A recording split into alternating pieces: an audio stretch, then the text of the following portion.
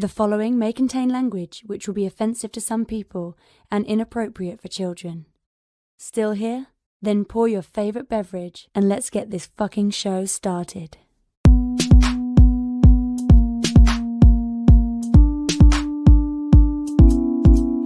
Fantastic Forum, assemble!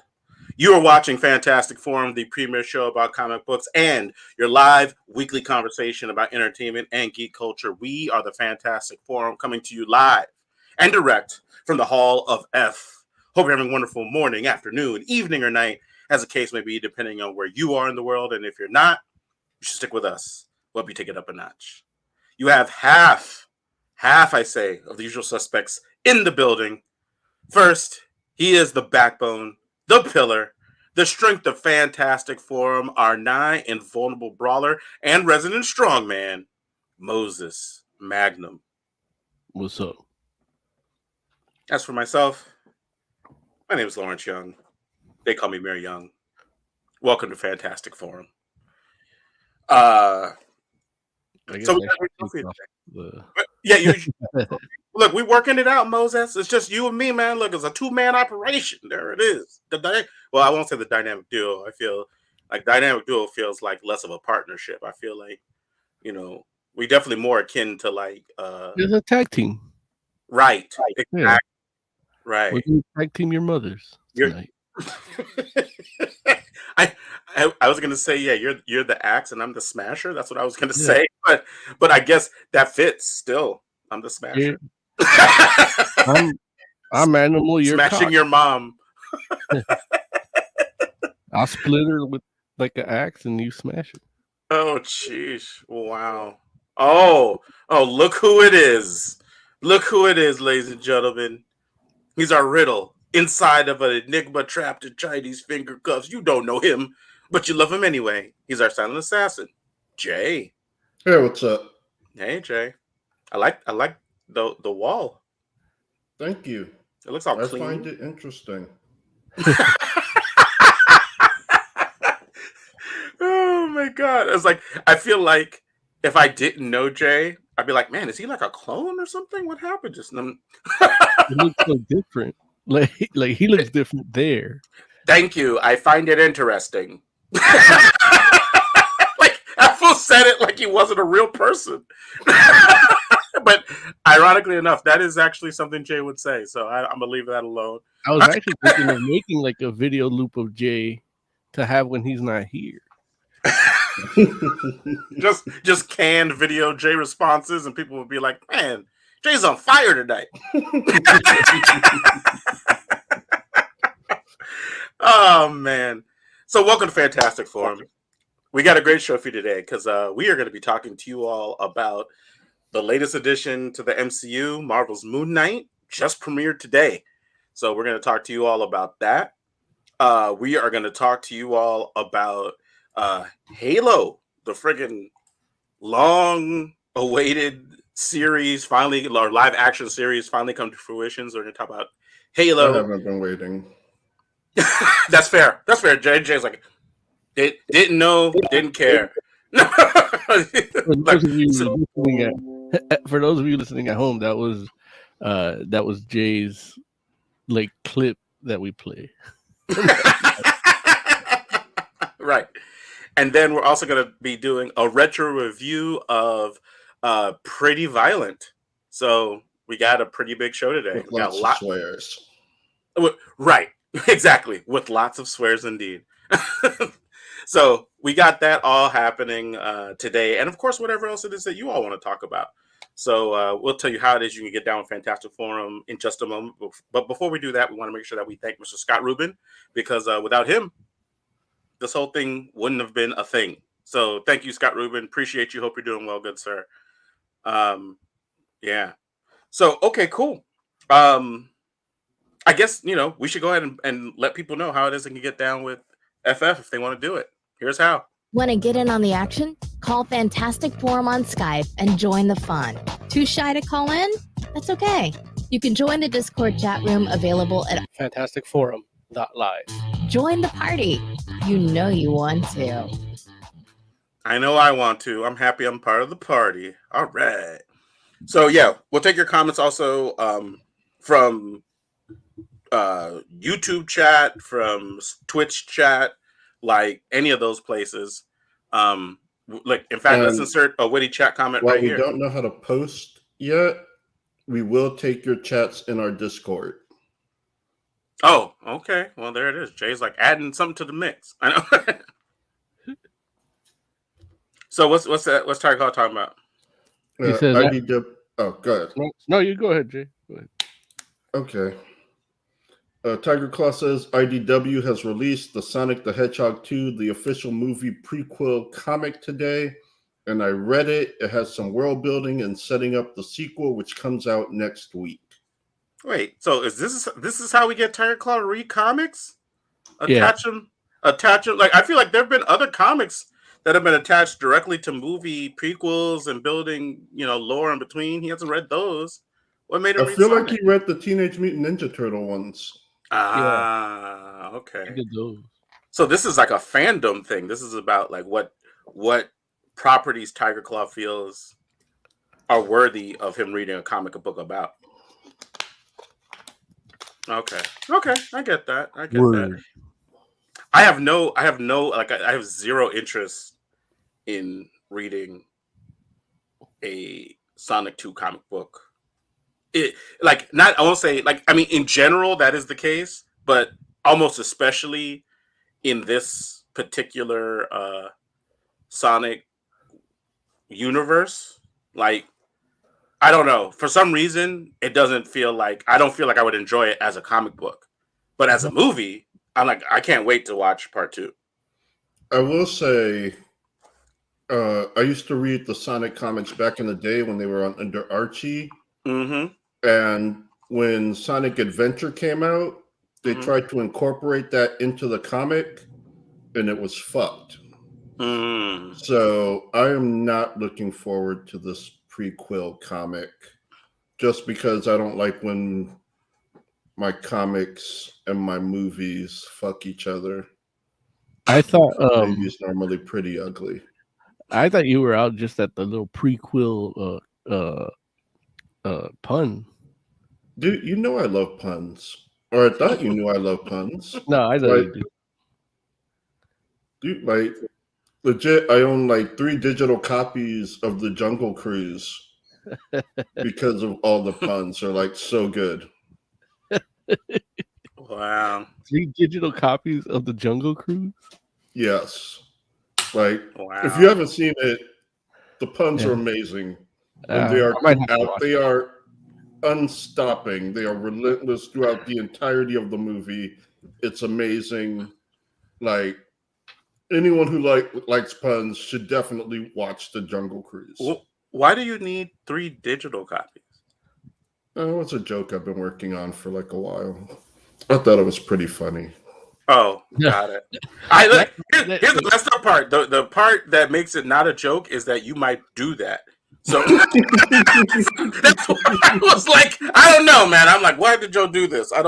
He's always out here doing too much. I'm sorry, Jay. I apologize for not taking the joke. Mo laughed at it though. Sounds like the joke's on you. Yeah. Oh, speaking of which, ladies and gentlemen, our intrepid senior reporter. Speaking next to Life I'm of the Cow. joke now? I mean, hey, Jeez. if the punchline fits, ladies and gentlemen, Oz. Yeah. Apparently. No, glad to have you here, buddy. I doubt it. I'm all out of focus. Or my glasses are dirty. It's hard to tell. A little bit of both. Is Oz having a stroke? What's happening? No, he's out of focus. Oz, look, Maybe someone needs you're to give you a having hug. You're too far away, man. I'll give you a hug. Be like, bring you back to the show, Oz. I have a dog. You have a dog? Your dog don't know how to hug you. You don't have wings. He does like this, and then he No, your dog don't hug you. And that I was taught him how to hug. Hey, puppy. Oh, look at that. Oh, puppy. Now get going. I wish my dog did that. Well, I have his treat over here. You're not gonna be able to get him to go away now. Like, look, that dog is in the show. That dog's like, now speaking of Halo, See, there he is. He's like, oh, don't say Halo. Oh, real quick. His dog doesn't respect them. Oh, geez. Nobody in this house does. Tiger Claw says the comic is canon as it confirms certain characters exist in the movie universe, which is exciting. You want to tell us which characters? Like, He doesn't. For those who haven't read it yet? Or spoilers. Spoilers for those of you that were really looking forward to the Sonic the Hedgehog movie universe comic from IDW. You know, you may want to tune out right now. Wait, unless you're talking the Chaotix crew, like, I'm not sure. Yeah, I'm just saying, like, who, like, listen, as far as I'm not saying I'm a huge Sonic fan, but I thought I knew enough about the Sonic universe to know that there's only like 4 characters anybody cares about, right?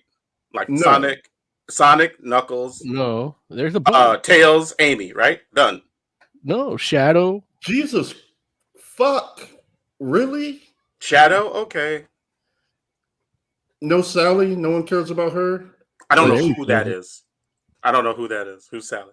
Oh, fucking goddamn! Oh, you just ruined a friendship right there. Jay doesn't even know. Listen, I got tenure. Whatever. Jay don't know who Sally is. Sally Acorn. Jay, listen, you're just saying words now. I thought he said Sally gay porn. You're just saying words, buddy. You gotta basically Sonic's girlfriend from the cartoon, the adventure cartoon, Sonic Sad AM. Sally Acorn, like, people love her. Like, I don't think that's true, Jay. Sonic's most famous love interest. Jay, no one knows who that is. Dude, I'm sorry, Jay. I didn't want to be the one to tell you. It's definitely not true. Like, I guess you're just that out of Sonic lore to not know who she is, I guess. I mean, it's you. Anyone in the Sonic fandom knows Sally Acorn. I thought that was Tails' older sister. That's what I'm saying. Anyone that's in the fandom knows who she is. Can you describe the character? Like, or put up a picture? Them boots are made for walking. God damn it! Put up a picture, Oz. You got the picture. Yeah. Oh God, when did this become my deal? Because you're looking at it. You're just looking at it. All you got to do is hit 2 buttons. Yeah, but I gotta close the porn thing. Stop watching porn before the show. You can sell these acorns in her porn. I don't get it. Like, he was watching porn before the show. Like, he shouldn't have been late. He should have been done in 30 seconds. But you can just share the tab, like, you know. Yeah. There, this shows. Not me. That. Oh, it's gone. There it is. Listen, that is definitely not a character that people in Sonic that people love. No. You know, I'm a little bit bugged that as soon as that I share it, you guys put somebody else's screen. That seems a little hurtful. It's like you. It literally is just you. Like, if you go and ask anyone that's into Sonic, they know who it is. It's literally just you and Oz. I mean, okay, listen. I've never claimed to be a hardcore Sonic fan. What I'll say is this then. Like, Sonic is big enough to have a major motion picture. The general Sonic populace does not know who that character is. That's just I don't know. You're wrong. Like, if they designed Sally Acorn funny, quiet. Nobody's gonna be like, they're not gonna be like, damn, we're not gonna watch the movie if you keep Sally's character design like this. Like, that's not gonna happen. People were complaining when she came out in the cartoon, and she was wrong. Jay, when was that cartoon out, Jay? 97. 97. Okay. Maybe. Yeah. I'm just saying, but Jay, I'm saying, like, you understand that she came out in Adventures. You understand that everyone was like, "What the fuck?" You understand that, like 1997 is like have the rights. Like, to the character because she was all the way off. You understand that like 1997 is damn near a quarter of a century ago, right? Adventures came out in 92. Tiger. So yeah, when it came out in 92, and she was in the holiday episode, she was off model, discolored. Everyone was like, what the fuck? Tiger Claw says, what about Bunny Rabbit? I mean, you remember that fans, but I think more people know Sally than know Bunny. Like, it's easy to forget her. She could be like tossed into the mix. Like, you know, in 1992, Moses was a baby. That's not true. What about it? I'm just saying, like, it was so long ago, It was so long ago, Jay. Like, you're talking about this joint like it's relevant today. It's not relevant. Like, I'm not saying it wasn't relevant then. I'm saying, like, what endures? What endures, Jay? Like, Sally was relevant in that moment. And you're saying her being queen in the comics is like, in the IDW comics that are currently running, are like, she's irrelevant? Well, I mean, if you're asking me, do IDW Sonic comics matter in the grand scheme of things in this day and age? I'm going to say no, they don't. Do you feel different? I do. For the fandom, yes. For the Sonic fandom, I'm talking about. That's fair. The Sonic fandom is reading the comics. The comics still feature Sally prominently. Like, it really is just you. Okay, hey, I'll take it. Maybe it's just me. But I don't know. I feel like by no means what I'm trying to say to myself or say to you all, I am a hardcore representative of the Sonic fandom. I'm not going to say that. Okay. I might now. What about Cream the Rabbit and Cheese? Are they in there? They were big in Sonic X. Like, damn it, Jay. They were a huge part of Sonic X. So if you were watching Sonic X, then yeah, you're familiar with them. They were actually part of Team I want to say Team Big in the Sonic Heroes game where they kind of chained the three teams, three people together from each team. So you had like the Sonic team that was Sonic, Tails, and Knuckles, and you had the other team which was Big, Amy, and Cream, and Cheese is the Chow that she hangs out with. That looks like a Pokemon. Which you don't know what Chow is because you never played Sonic Adventure or watched Sonic X. Isn't that a breed of dog? So in any case, yeah, it's like a Pomeranian. She's a fairly fluffy little puppy. Yeah, relevant and known within the fandom. All right. Well, listen, Jay, for your sake. Tiger Claw says two of the characters from Team Chaotix, which are Vector and Espio. That is pretty cool. Vector, this is the alligator. He's a private detective after he leaves. After he stops doing this thing with the Knuckles, he ends up becoming a private detective. That's not a full sentence. Like, what does that even mean? I do. What does what mean? I do want to bring something up real quick because this whole discussion put me down a hedgehog hole. Looking up characters, and there's what, like 30-something characters listed in this wiki page, which maybe Jay needs to go in and fix, because among all those characters, including Jet the Hawk, Orbot the Cobot, Styx the Badger, no Sally at all. Oh, wow. In Wikipedia of Sonic the Hedgehog characters. Oh, well, there you go, Jay. Wikipedia says the character you love, irrelevant. There's 3 Eggmen, including Eggman Nega. Whoa, hey, man. Hey! What are you doing? Don't get slapped like Chris Rock, man. Be careful. I'll have the puppy do it. He does slap people. Wait. What? See, and the Sonic Wikipedia, that has to be Sonic fans, right? Nobody else messes with that Wikipedia. I wouldn't say that. Who, Jay? Who? Clearly, they're not fans. Who are the Sonic saboteurs that are out here freaking editing the Wikipedia? Like, you know what we really should do that will mess up these Sonic fans? We're gonna leave Sally Acorn. Is it me? Did I do that? Am I the mastermind now? I'm your new Eggman?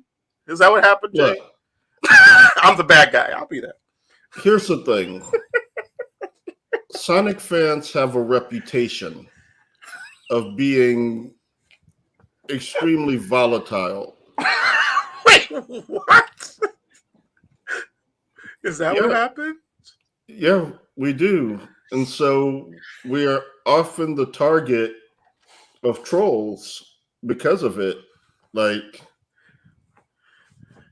it's a shame. I'm sorry to hear that, Jay. These negative stereotypes attributed to you and your people for no good reason. I mean, there's some pretty good reasons. Some of the fandom are not okay. But I didn't know Jaleel White voiced Sonic. Oh yeah. See? How did you not know that? See? That's what I'm saying. Because I was 12 when it came out. He was in both Sonics. Like, he was both of them. If he wasn't saying, did I do that? I didn't recognize him. Dude, he was such a good voice for him, too. I didn't realize, like, I think I found my niche in the Sonic fandom. I didn't realize, like, I'm like the evil side. Yeah. The ones that leave out Sally Acorn. Your shadow. Oh, damn. Oh, it started with an N. But it ended with an A. Wait, hold on. But there's an E in there and it sheesh. But it's only it's a 4-letter word. Oh. Just keep it, Oz. Just keep it. Oh my god. Anyway, so we should move on. We should actually get to the show. We should get to like the stuff we're going to talk about because who knows how long. Oh yeah, let's go ahead and get on the air and no, we're on the air. But we should definitely start talking about stuff. So yeah, I guess you want to do some TV like a TV intro, and then we can start talking about. You guys want to start with Moon Knight? Yeah, let's do that. All right, let's do it. You're gonna do the TV intro, or am I? I am going to do it. Oh, perfect. Also, no, more about gel coat. When the fourth round, don't you call it?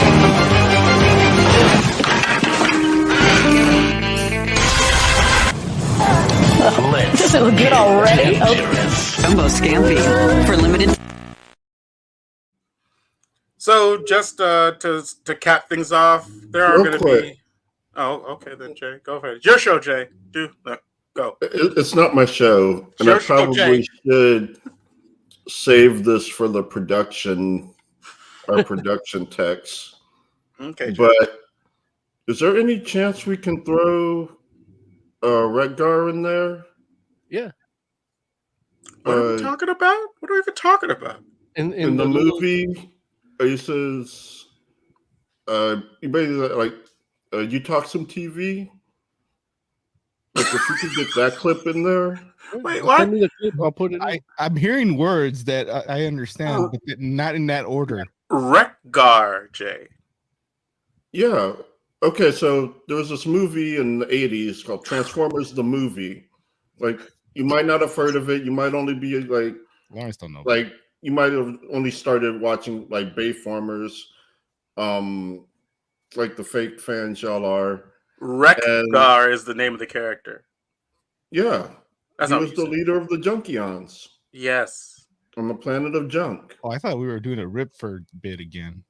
And they talk. They basically learn to talk by watching TV.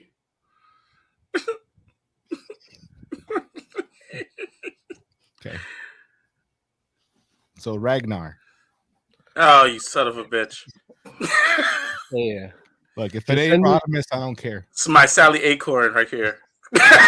This is my Sally Acorn. No, Wreck-Gar is one of the most influential Transformers that ever existed. If you don't know Wreck-Gar, you're not no any Transformers fan, you son of a bitch. Was he the green ice cream truck in the movie? Oh, you son of a bitch. I look, I'm just happy that the Bayformers have deigned Wreck-Gar not... Look, Jay got me saying it like he says it. Wreck-Gar irrelevant enough not to ruin. So that now I don't have to like be like, no, Wreck-Gar is not a garbage truck. Oh, it's the one with the balls. No, that's Devastator. No, Jay, you were not supposed to say that out loud. I almost said it and then I stopped because that's not Devastator. I would disagree. That's not Devastator too. I agree. Oh, friggin' Michael Bay Transformers. Oh, now y'all got me in a bad mood. Whatever. Can we talk about friggin' Moon Knight? Talk about bad moods. Listen, and I was gonna go ahead and what I was gonna say before when Jay wanted to talk about Wreck-Gar is technically, I guess, spoilers for the first episode of Moon Knight, but realistically, these aren't really spoilers because nothing happens. Yeah, nothing we're gonna say is gonna. If you want to watch this movie, if you want to watch this show, nothing that we're gonna tell you is gonna say make you not necessarily watch the show in regards to events. Maybe our impressions of it may make you second guess it. I don't know, but events wise, this is almost like Guardians, where it's like, nothing in this is gonna. It's an experience in and of itself. Yeah. Nothing in that we're gonna be talking about is gonna be a spoiler necessarily because you've seen the trailer. So yeah, we're gonna be talking about events in detail. So if you don't want to hear any additional details at all, you're more than welcome to come back in like maybe 20 minutes. Yeah, 20 minutes. But if you so 20 minutes from this point. But if you want to have a discussion, if you've seen it especially and you have opinions, we would love to hear your thoughts on it too. So let's begin. Jay, you got to see Moon Knight, right? Yeah. Okay. What were your thoughts? The songs were annoying. The nature of how they're trying to tell the stories kind of was annoying. Definitely would have benefited from a more straightforward storytelling thing, but I did like the red flag joke. Okay, I like that a lot. Jay was like, that red flag, that's the way to go. Okay, got it. Okay, cool. Oz, what were your initial thoughts on Moon Knight? Red flag joke? He's talking about going on a date, and he's like, I thought like an actual red flag. Oh, yeah. It felt like an average first issue, maybe even a 0 issue, trying to get you interested in this 6-part series. The way the story is told, I can see how Jay was annoyed. I thought it was, I don't want to say interesting, but I read a lot of number ones, and it's by the numbers. Basically, it starts off showing you this character the way he normally is, and then little by little you start to see what makes him different, and that's what you get with the ending being the full superhero outfit. Like, this is now we can now you can actually buy the real book now that you've read the intro. So it didn't feel like bad. I mean, it was well shot, it was well acted. It didn't feel bad to me because it just felt like a number one, which I'm okay with. I want it to get better.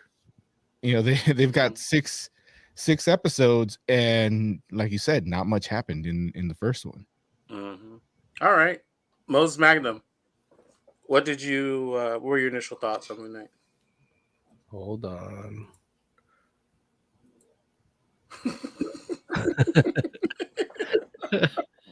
So yeah, look, I actually enjoyed it a little more than I thought I would. But like I said, it's like a first issue. The way they're telling the storytelling, like how Jay said, it's a little annoying with the blackouts and all that. They try to give you a little bit of background of his life, Stephen Grant. So it's like not even like Moon Knight, because it's not even the dude that has the mental health issues. It's one of his personalities is the Moon Knight guy. So I didn't like how they did that. But if you do it like that, then you can use Oscar Isaac instead of somebody that looks like can actually kick somebody's ass. So it works, and he's a good actor. I don't see him as Moon Knight, even in the costume. It's like guy's playing dress up, But when he's dealing like with the weird situations, like he performs that well. So it's a weird thing. But yeah, they I hate that they only give you one episode, because it's like, okay, I want to see the rest of it, and I want to see it now. Right. Because it really just feels like the first part of a movie.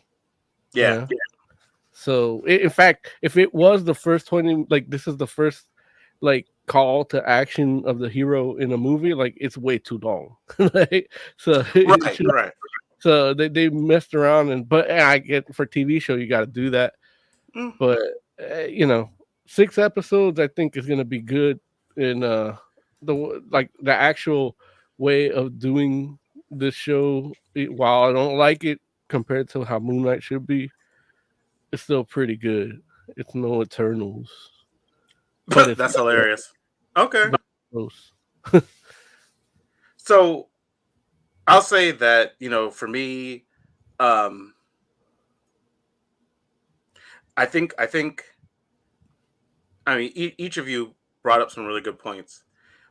I think that Oz hit it on the head when he said it's more like an issue 0. Like, I feel like it is like an issue 0, which unfortunately in comics sometimes, there's some issue 0s that are pretty amazing, and you're like, wow, I can't wait to read the series. And there are others where you're like, well, I get that was like a primer, but I didn't need to read issue 0, and I feel like that's like 50-50. And this kind of almost feels like the issue 0 that I didn't necessarily need to read, which is more disappointing only because it is a 6 episode series, and we got one episode where I'm like, more could have been done.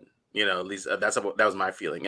And I think you hit the nail on the head too, Mo, when you were like, if this, like you said, if this was the first 20 minutes of a movie, it'd be cool. And I think you're right in the sense that if what we got, but the episode is actually what, like 45 minutes, right? Or like it 40 was like minutes? 10 minutes of credits, but yeah. Okay, so either way, it's like 35 minutes, I think. Okay, so let's say, and that's perfect. Let's say this is like actually 35 minutes of actual footage and then like 10 minutes of credits, which that's what happens because there's a lot of international stuff, right?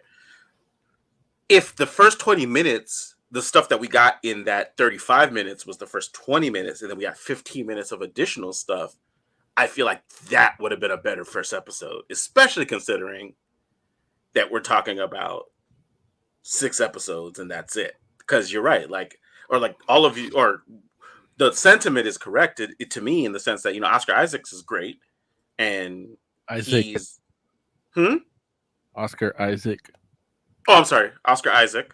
I'm sorry, is great, and with the storytelling device in regards to him blacking out and not knowing what's going on and stuff, I felt was like really interesting. I liked it as a plot device. I felt like they achieved what they were going for, especially if you're like, say, for instance, somebody that's never read Moon Knight and don't know anything about the character. you're really going on that journey with that character where you're like, I don't know what's going on or what's happening or whatnot. And I feel like that's intentional. That's the tone they're trying to set, and it's successful. My thing is, you have to give people a show, right?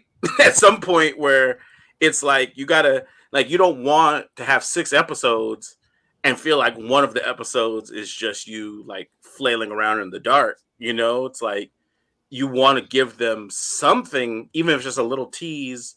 Well, I guess, yeah. And that's the thing where I feel like what we get at the end is less than a tease. Because it's just like, they basically just show the character. And that goes back to what Oz was saying, where it's like some issue zeros end like that, where you're like, okay, you got to read the actual comic to get the good stuff. And it's just like, well, okay, I guess, like, but this was like people that paid for a subscription service. What's Derek H talking about? He says, I dislike Moon Knight's hack way of treating mental health issues. He goes on to say, a mental health disorder is not a superpower and just teaches people that it's cool to have those issues.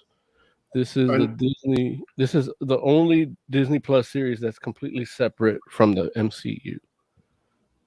Now, I know I've actually heard a lot of autistic people complain about how autism is represented in the media, like how it's like this cool thing that gives you an edge, and it's like they basically feel like, yeah, that's not really representative of the it's not representative of their disease, and it actually hurts them in the long run, like having these skewed representations of them. So I can see where Derek is coming from. Yeah, and that's the part of the problem of that is the reason you're having those issues is because they're not going like the comic. Yeah, read fucking comics. Yeah, because it's really just there's a shirt of that. FantasticForum.live for merch.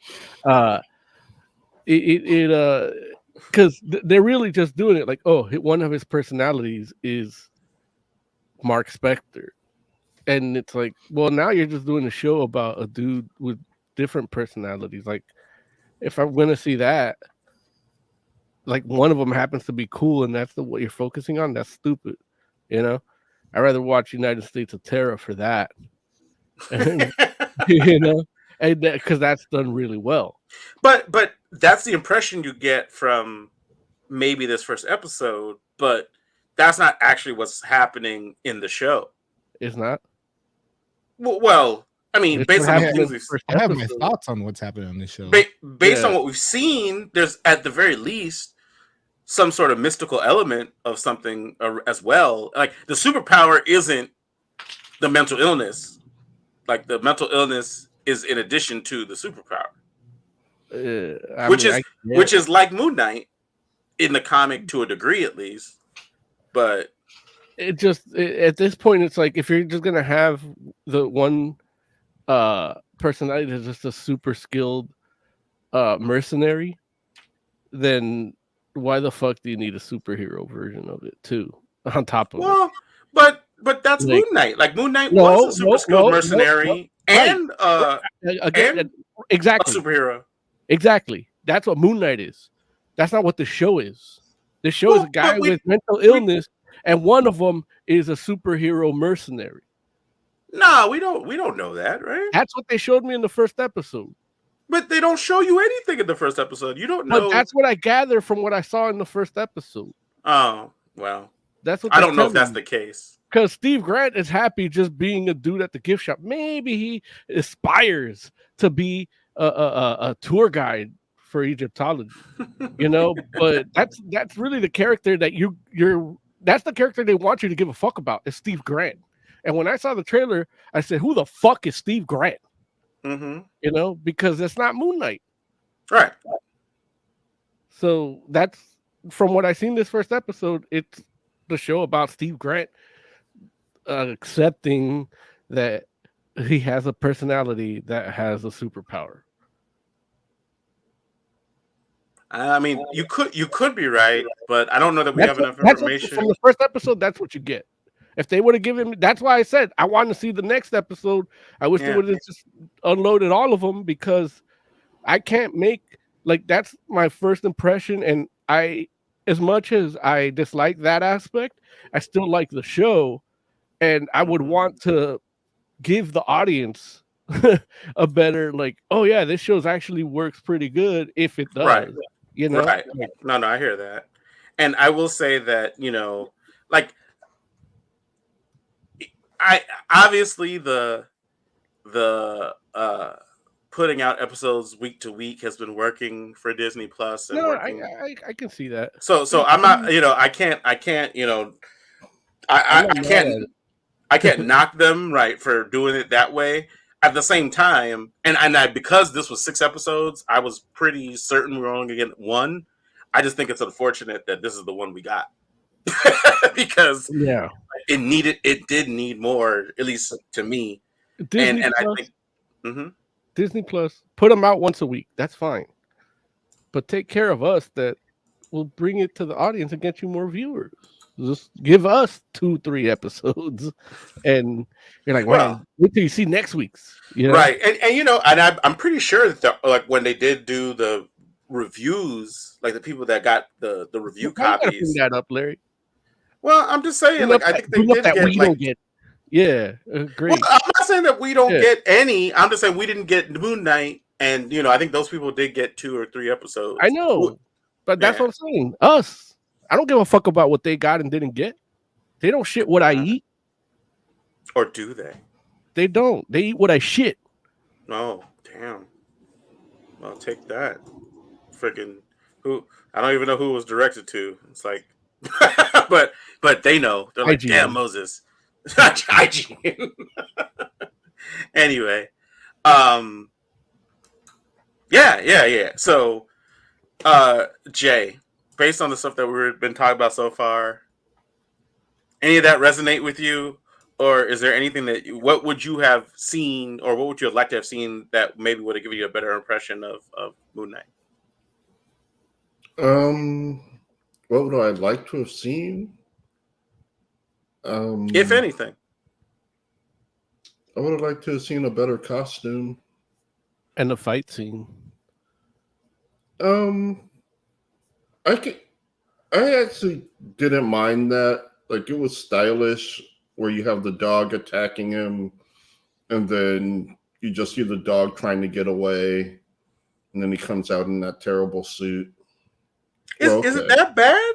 Actually, it's not that bad. It's just it's bad. What one of the things I used to love about Moon Knight, and I'm not a Moon Knight fan, and mostly I just saw him when he would guest star on Spider-Man or something. But his costume was always so fucking cool. Yeah. I just loved looking at him.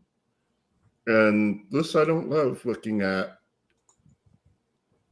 And I will say, like, as far as like the story and what they give, I know I definitely wouldn't have spent as much time on him waking up and trying to figure out where he is that they did.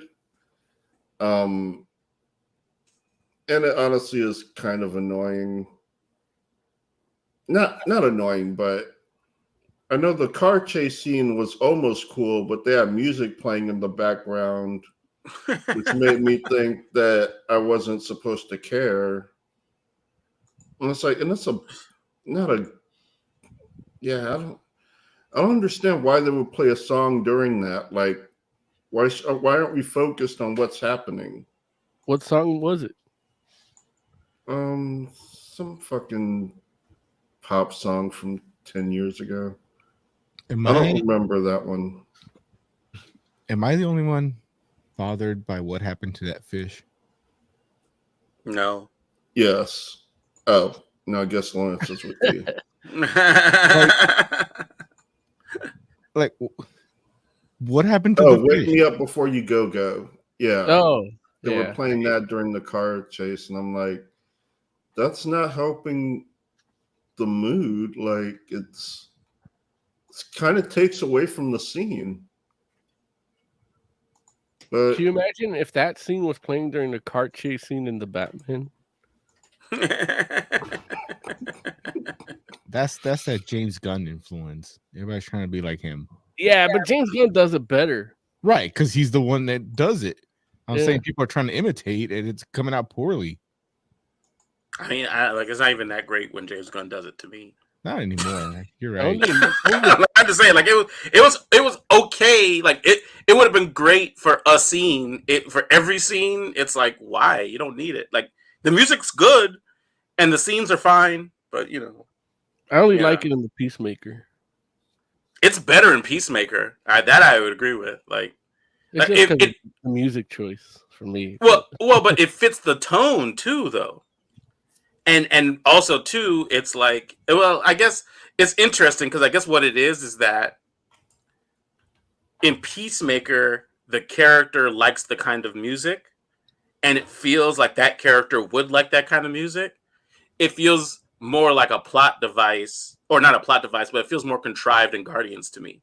Like the idea that it's like, oh yeah, this kid was from Earth and he got abducted at this time, and therefore the only music he likes listening to is the music that he knew from when he was abducted from Earth. Like the dude lives in space. Like why wouldn't he not like or get interested in space music? Oh, yeah.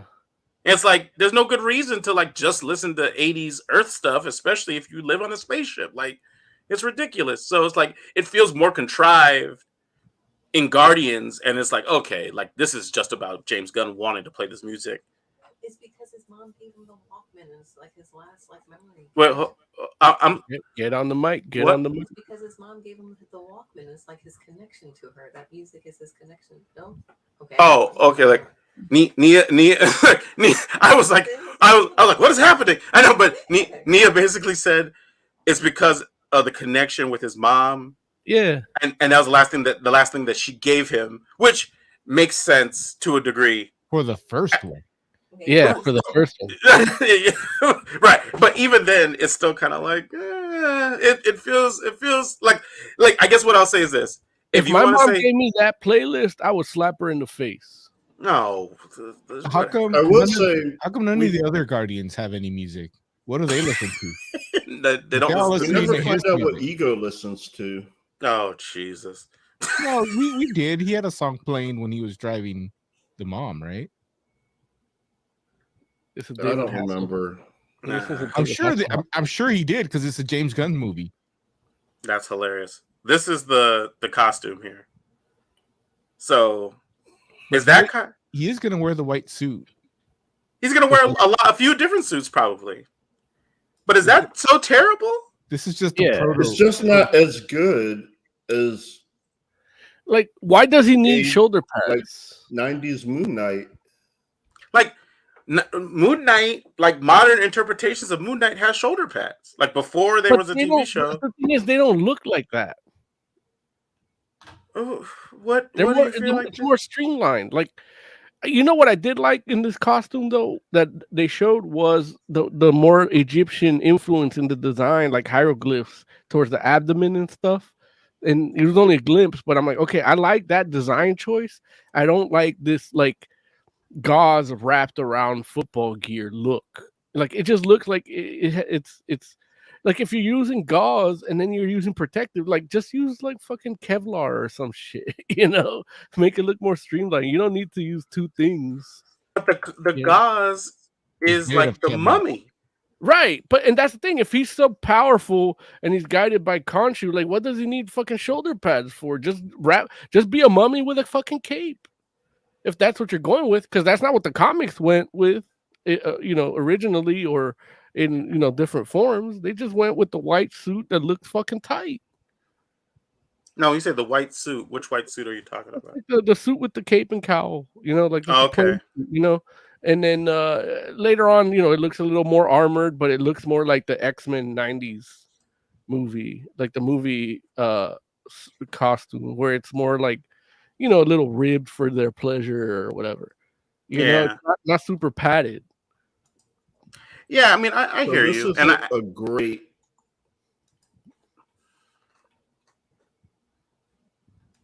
But Like, and it's a little more recent than what I was thinking, but this shit looks cool as fuck. Yeah. Yeah, no, that's like a classic Moon Knight outfit right there. The problem is that Oscar Isaac can't look good in that costume. You don't think so? Like Oscar? No, I don't know if they would have gotten the dude that was that like if they did a straight up Moon Knight Mark Spector story, none of this like what I discussed I didn't like earlier with the personality stuff. If they would have gotten the dude that plays the Halo guy, Master Chief, as Moon Knight, and he puts on a suit, you can get that suit. He look good in it. You know, but you can't put that suit on fucking Oscar Isaac. Oscar Isaac is short and pudgy. Oh, did he not work out? No, he didn't work out. Oh. Like, dude's like 5'3". I mean, it doesn't matter whether how if short he is. He can be if he works cut. out, yeah, but he's not gonna be cut. I mean, okay. I mean, look, he's a Hispanic dude trying to pretend to be Jewish for more work. He's not gonna get cut. I don't know why that's the case, but okay. Like, okay. If he was just a straight white dude, he'd be ripped at 5'3". Like, he'd play the fat friend, but he'd still be buff. So okay, huh? Yeah, and don't get me wrong. Like, I would definitely not mind seeing a more classic version of the Moon Knight costume. At the same time, it's like, I guess because, and I'm not like, I can't say that I'm a huge Moon Knight fan either, but because of the books I read, I come across and read Moon Knight more regularly, I guess, than anybody else here. What? I don't know why that constitutes an overplay. Because you always you can't knock it. Like, you can knock it, Larry. It's okay. Could knock what? The costume? Yeah. The costume doesn't look bad to me, though. That's the whole point I'm saying. Is I would knock it if I've knocked almost everything else about the show.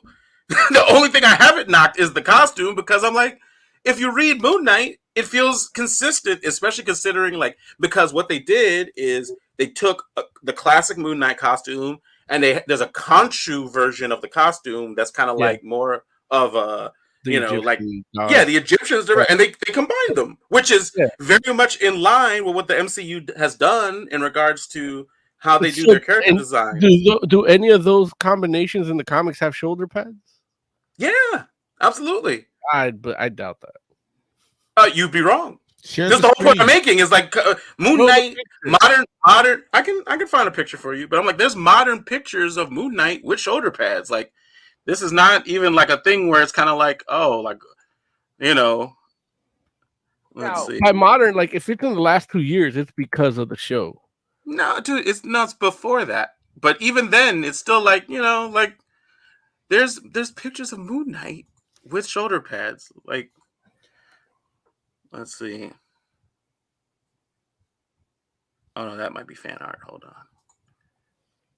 Oh, he's gonna show us fan art and see, there you go. That was exactly. No, I literally just took away from it Moon Knight because I'm like, no, I don't want to show you all fan art.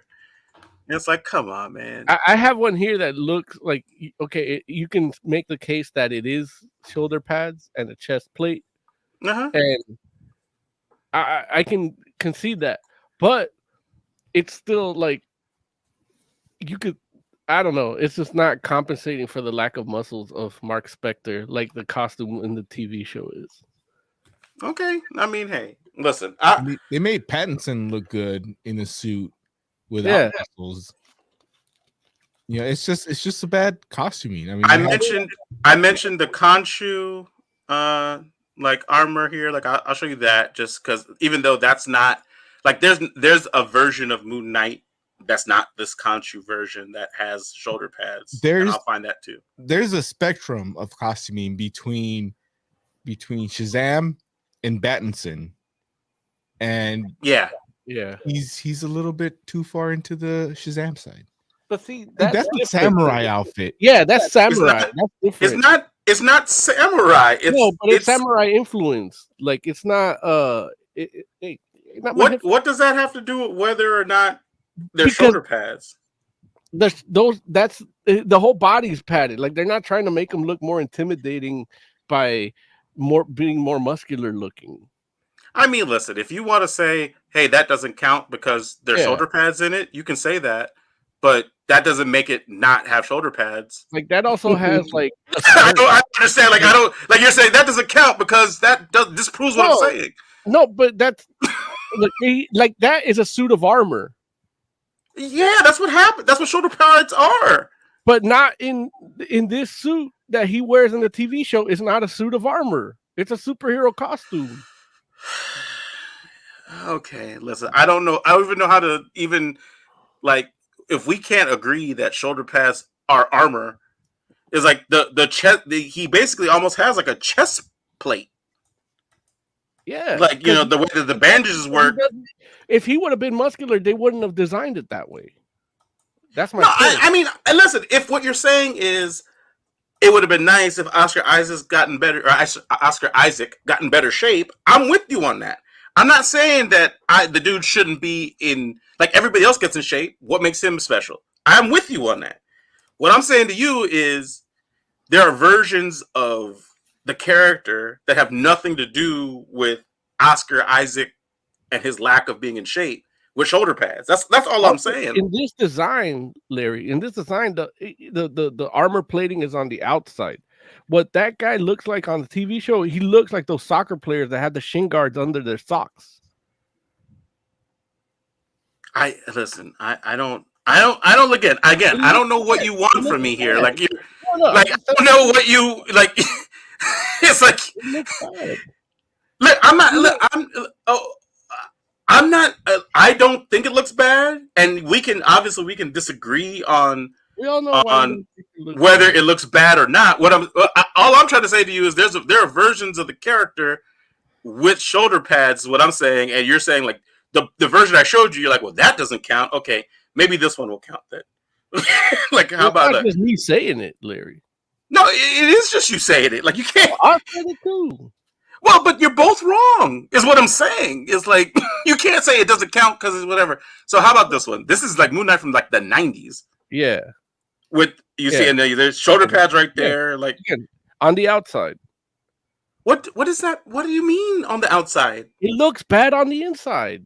Like he's wearing shoulder pads on the costume for the costume. Like in that image that you showed from the show, it looks like he has shoulder pads. And then they wrap tape around them. I think. Yeah, it doesn't look good. Where this looks like it's a piece of metal hanging out there that's actually trying to look like armor. So wait, okay. So what you all are trying to say? Just so I'm clear, I'm going to show the picture again here, and you tell me what you all are trying to say here is like this costume right here. Those don't look like their shoulder pads on the outside. Yeah, no, it doesn't. It looks like they wrap it to like. I mean, you can see the color of the wrapping. This entire look at line right here at the bottom, right there, doesn't look like it's on the outside of the costume. Look, you could see how the wrapping continues from the pad to the arm. Well, what do you say the pad to the arm? What are you even talking about? We see there's like a black piece of gauze that starts design there the pad and keeps going all the way around the arm. It's being wrapped around in gauze. When you say the arm, you're talking about like from the bottom of the shoulder to the bicep? No, on the shoulder pad. You see the shoulder pad to where? You said to the arm. What part of the arm? His armpit.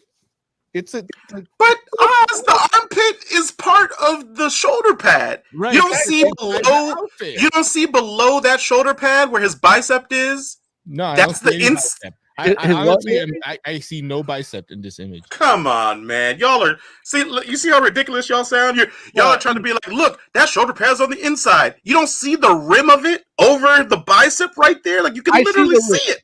I'm gonna give you I see the rim. But okay, so that means it's on the outside of the costume, right? Yeah, and they still wrap it in felt tape.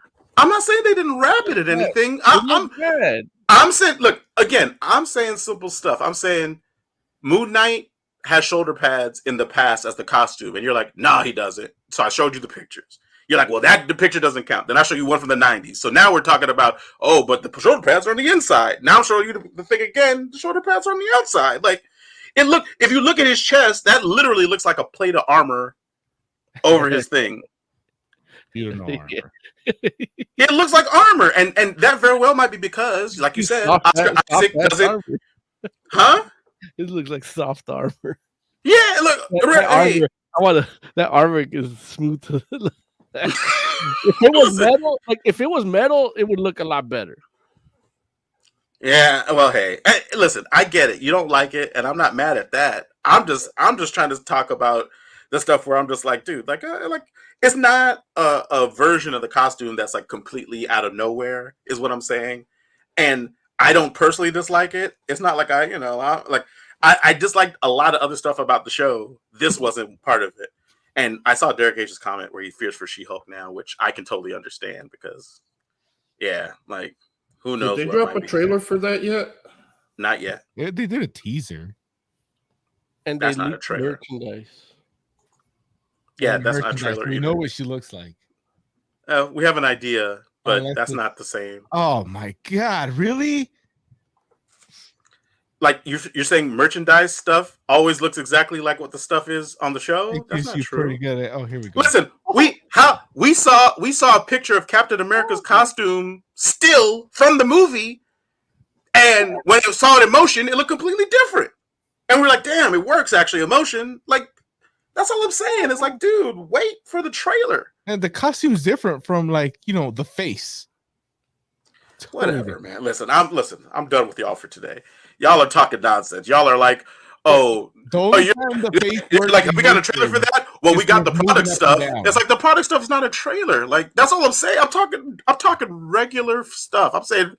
I'm saying normal things, and y'all are like, oh, this Disney sycophant. I'm like, the friggin' picture of She-Hulk on the cup for McDonald's is the same thing as a trailer now? Like, oh god. Right. That's right. Now it's not McDonald's, stupid.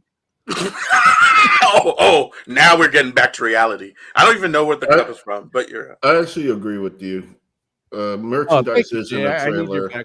Right. Thank you, Jay. Thank you. Merchandise. You didn't know anything about Sally Acorn, so I don't know why you're defending him. And guess what else didn't know anything about Sally Acorn? Sonic Wiki. Sonic Wiki's like, who? Jay's about to go update it right now. Goddamn! You gotta give me that page, like, 'cause I don't believe you. It's the wiki. The wiki just to calm you down. Just to calm you down. I think I was looking at the wiki for the game. When I looked up the wiki for the show, then she shows up there. Oh, well, see, there it is. Well, yeah, she's not in any of the games, right? So that may have been the confusion. I was giving you alternative facts to our listeners who may have felt the same rage that I saw boiling in Jay's eyes. Jay was speechless for the last 20 minutes because of it. Let me ask you this question, Jay. If I'm a Sonic fan and all I've done is played every game, am I less of a Sonic fan? Yes. Yes. You're not, Jay. Really? I gotta read all the comics and watch all the TV. But if I'm just a hardcore, no, I won't say all, but like you should like read some issues. Like you should have read a few at least. I'm just saying, like if all I do is play Sonic games because I'm a Sonic the Hedgehog fan. You're a Sonic game fan. And but that's what Sonic is, right? Like. No, it's a game. It's comics, cartoons, movies. Now that's interesting. Well, movies then too, because there was the anime movie where he lived on an airplane. I feel like anybody that's messing around and be like, "Hey, I've played and beat every Sonic game." Like that's a Sonic. You're fan. A Sonic game fan. Well, no, not a Sonic game fan. I'm like, dude, some of those Sonic games are terrible. like some of those Sonic games are worse than any friggin' cartoon or comic book that you could put out there, and the time investment. It's not like that you're messing around reading a comic book for like 15 minutes or watching that show for half an hour. They might have put like hours into that game and were like grueling through the whole thing. They're like, oh, but they're a fake ass Sonic fan because they don't know who Sally Nutmeg is. Not fake. I'm just at the end of the games, and there's nothing wrong with that. They're like, I never met April Rutabaga. I don't know who that is. What game is she? I'm sorry, Jay. I don't look. I see you. I'm sorry. Don't punch me. Don't slap me like. No, I think there's actually a fan FMV game where she shows up. Oh, jeez. How is it there? There's a full motion video Sonic game? I believe so. I mean, a real double check. Jesus. Okay.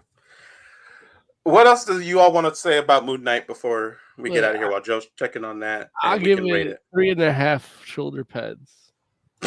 Out of 5. That's fair. That's fair. What about you, Oz?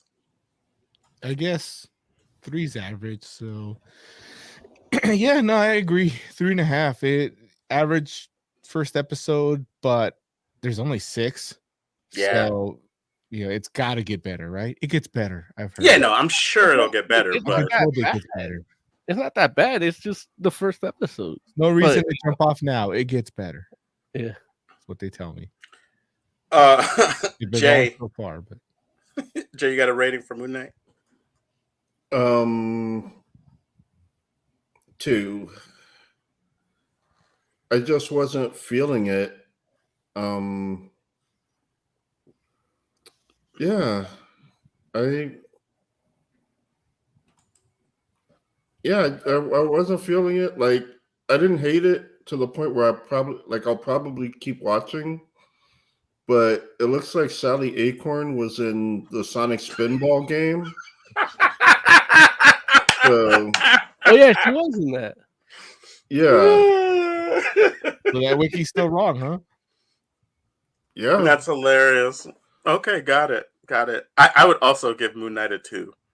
Yeah, I mean, what it did well, it did really well. What it did poorly, it did really poorly, unfortunately. You think it did the costume well, though? But what I will say is I do feel like the next episodes will be better, but this wasn't a well executed first episode, unfortunately, and which is very at this point it's shocking to see from Marvel for me, but so hey, you gotta have one. Mary Young's official stance is chill to the next episode. Oh, Jesus. I guess I'll take it. Thanks, Oz. So, yeah. All right, cool. Anything else about Sally Acorn, Jay?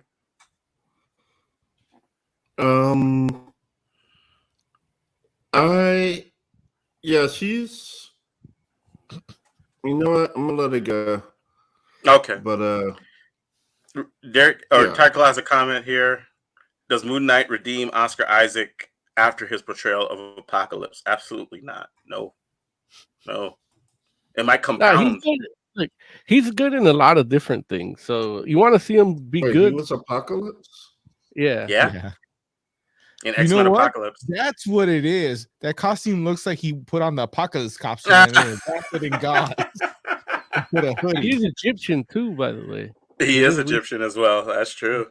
And then Tycho also says, I will need to watch Moon Knight. Didn't watch it today, but heard it that it's good. I don't know who you listen to, but not us. From people whose opinion he cares about. I do 100% feel like the other 5 episodes are probably going to be pretty good. Oh, yeah. But this one was not good. You can only go up from here. Right. 100%. And, I would be the first one to say, the first episode of Agents of S.H.I.E.L.D. was a stinker. Yeah. And the show got much better after that. But I feel like the first episode of Agents of S.H.I.E.L.D. was a better episode of TV than this was. Don't get me wrong. Nobody in Agents of S.H.I.E.L.D. is as good as an actor as Oscar Isaac. But, well, maybe not nobody. But very few of them. Maybe that's what I should say. Terry Klaus says you can't judge a show by its just one episode. You absolutely can. I think they can continue to, because that's what happens. You won. Obviously, you haven't heard the term pilot. It's that's people do that all the time. That's exactly what happens. It's called a first impression, Tiger Claw, but it's okay. Don't get me wrong. Here's the thing. I feel like to a degree, Marvel Studios has way more, more than enough goodwill that you're this will get better. And who knows? Maybe other people feel differently, but I know for me, I was just I know this will get better, but I was not happy about what I saw here. And it's not even what they did was fine. They should have done a little less of one thing and a little bit more of another. Yeah. Okay. We should move on to Halo. Halo. There it is. Okay.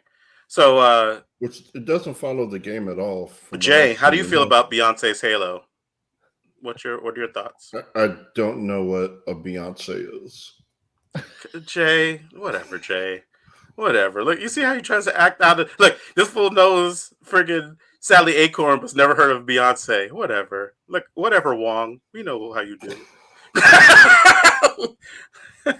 But yeah, it doesn't follow the game at all. Like from what I've seen.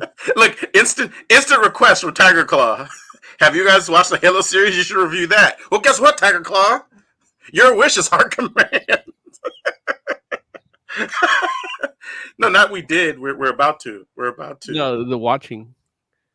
Oh, yeah, gotcha. The game. And I didn't play the whole game or beat it. Like, I'm not a huge Halo fan. But no, when you say the whole game, Jay, which Halo game exactly are you talking about? I didn't play all of 1, and I didn't play all of 5, and I didn't play all of Halo Wars. But you played, like, all the ones in between 1 and 5? No, those I didn't play at all. Oh, but, like, I played the first chapter of those 3 games. Okay. And it was... Yeah, it's completely different from the show, and I'm hugely disappointed. And I gotta be honest, when he took his helmet off, I was like, I'm fucking out. Like, like Master Chief is supposed to have a helmet on under his helmet. Like, if you go into the game files and move the camera. When he's taking off his helmet, you can see it's another helmet underneath. So they got this guy with the face, and it's like, the fuck is this shit? How dare he have a face? Like, it's some bullshit. And I actually do have a problem with the show on a technical level because the CG sucks for the Spartans. Like, it's so awkward. Like when they transition from standing or walking into like doing anything kind of action like running or jumping, like it's so jarring. Like the transformation, like they should have just not done that. Just had them walk everywhere if it was just gonna look that bad. But only the Spartans, not the the Covenant looked great. Like okay. I don't know why they cared more about making them look good than the Spartans, who are like supposed to be like what people come for, but apparently the effects guys are like, fuck. You don't feel like it might have been a choice? A choice to make the Spartans look bad? Like, well, not to make them look bad, but they almost have like a bit of a robotic kind of thing from when they move from one state to the other. Like, no, they don't though. That's what I'm talking about. Like, they legit look like almost fucking like rubber hose cartoon characters. Like there's all this bounce and like it's really bad. And like for me, like I normally don't see that type of shit. Mm-hmm. Like that's something I don't normally notice. And the fact that I am noticing how bad it is makes it even worse. And oh my god, it's so cliche. If they're not following the story of the game, but they're making this even more cliche story, and then the little girl is there that he has to protect, and it's like, the fuck? Like there's nothing good. Well, okay, I won't say there's nothing good going on because the sword effects were great, and when the Spartans are like walking and not like running or jumping, they actually do look really good. But man, the story is like pathetically tropey. But when they're just not doing anything and they're really good, like we've all gone to conventions, we've seen like the Halo troop of cosplayers. Like, yeah, those guys are great. Great. Like in this show, it almost like should have gone to them to just for a little bit of tweaks here. But like you said, Jay, when they're just not doing anything, they look great. But once they start jumping and running, and It's like those guys seem to be able to do it in a convention full of people. Well, look, Oz, you're a resident animation guy. Did you see what Jay and Mo was describing? Oh, it was horrible. Special effects. It made worse, but I think I heard in general or just with the Spartans in particular. In general, like there's one point where he has the rifle and he throws it and lands on the floor and it's like floating, like it's like really floaty compared to the ground. It's just there's some sections that they did okay with the Covenant. There's some sections where they look okay. The more they interact with actual people, it like you start to see the weirdness. Oh, man, it definitely. I heard they spent like $100 million an episode, and I don't see it. I do. That would be crazy. No, that can't be true. That can't be true. That would be crazy. I should look that up because you should go check it. You should. I'm looking Part of that is probably licensing the name. Oh, Jesus Christ. And the songs. Here's the thing. When at the first red flag should have been when the people that made the show said that they didn't bother playing any or looking at any of the games. Like that should be the first red flag. And sure enough, you hear there's going to be a Halo show. You expect, okay, it's going to be a Master Chief show. It's a whatever that girl's name show. Like she's get out of here, man. Come listen. Let me break in here real quick. Let me break in here real quick. Let me break. I thought she was dead because I thought, okay, now we're gonna start the story. Here we go, Master Chief, and oh damn it, she's still breathing. But listen, so real quick. Heck says I thought Jay was the animation guy. I just meant Oz as the animation guy because he actually animates stuff. Yeah, like I'm the cartoon guy. Right, like exactly in that sense or whatever. Oz is the animation guy. Like he animates and he like can see like all the frames and like if there's an issue with the animation being bad, like Oz is gonna see it. Right, like he always is complaining about animation and all types of stuff. So anyway, okay, Mo, what were you gonna say? I'm sorry. I was gonna say that it's like if you're going in for a Master Chief show, you're going to a one-man genocide machine. Like that's what you want to see. Instead, they Battlestar Galactica this thing and go more about the politics surrounding the U.S., the UNSC and all that shit. They didn't Battlestar Galactica. They Mandalorian'd it. And he made jokes. They have to give him a little orphan child to take care of. But I'm not even talking about that aspect of it. That's wrong too. I'm talking about more about like you're seeing what they do across the galaxy, like, and now he's gonna be the Ronin or the rogue Spartan, and it's like I don't want to see that. I want to see him fucking take down the Covenant, fucking go with the Arbiter. I want to see all that shit. And you're not gonna get that. Well, he goes rogue in 5. Not what the show is. Like this, not you don't get the Arbiter by the way this show doing this. I know in the games he does go rogue, but that's like the 5th or 6th one. Yeah, so you gotta wait for that. Like I'm not seeing him like I want to see him just go and kill all the time. Like I will say, one of the things I thought about, and Vaughn actually read the books. Yeah, and he was talking to me about one of the scenes where he's still in training and he gets like these 2 bullies in the mess hall are trying to fuck with them, and he like has no concept of like just has no social concept of what's happening, and like he treats them as a threat, and he ends up like almost killing these guys, and it's like that doesn't feel like who we saw in this. And I get that the artifact is like fucking with them, like his head, but it's like why are you making jokes? Like, dude, he made one joke. You know how many jokes you made in Halo 1 through Halo 1 through 5 and Halo Wars? Maybe none. 2, 3. Nah. He made none. Nah, he didn't make any. Master Like he Chief might have has made made some in 6. joke in Halo. You know who he makes it to? To Cortana, and we don't even get that. Well, we haven't gotten Cortana yet. Sure, I agree with you on that. But that doesn't mean Cortana's not going to... Well, I know Cortana's in the show. They actually say no Cortana. Who does? Whoever the general lady is. That right, but the fact that they say no Cortana is how you know they're going to get Cortana. He ain't getting Cortana. Why are you acting like you don't understand how stories work, Oz? Stop this, man. He knows how to make in reality for me. All of you. Here's the thing that I don't understand. Like, they gave you all Halo. Like, they literally gave you Master Chief killing a bunch of Covenant in first person, mind you. That's the other thing that bugs me. That's cheesy.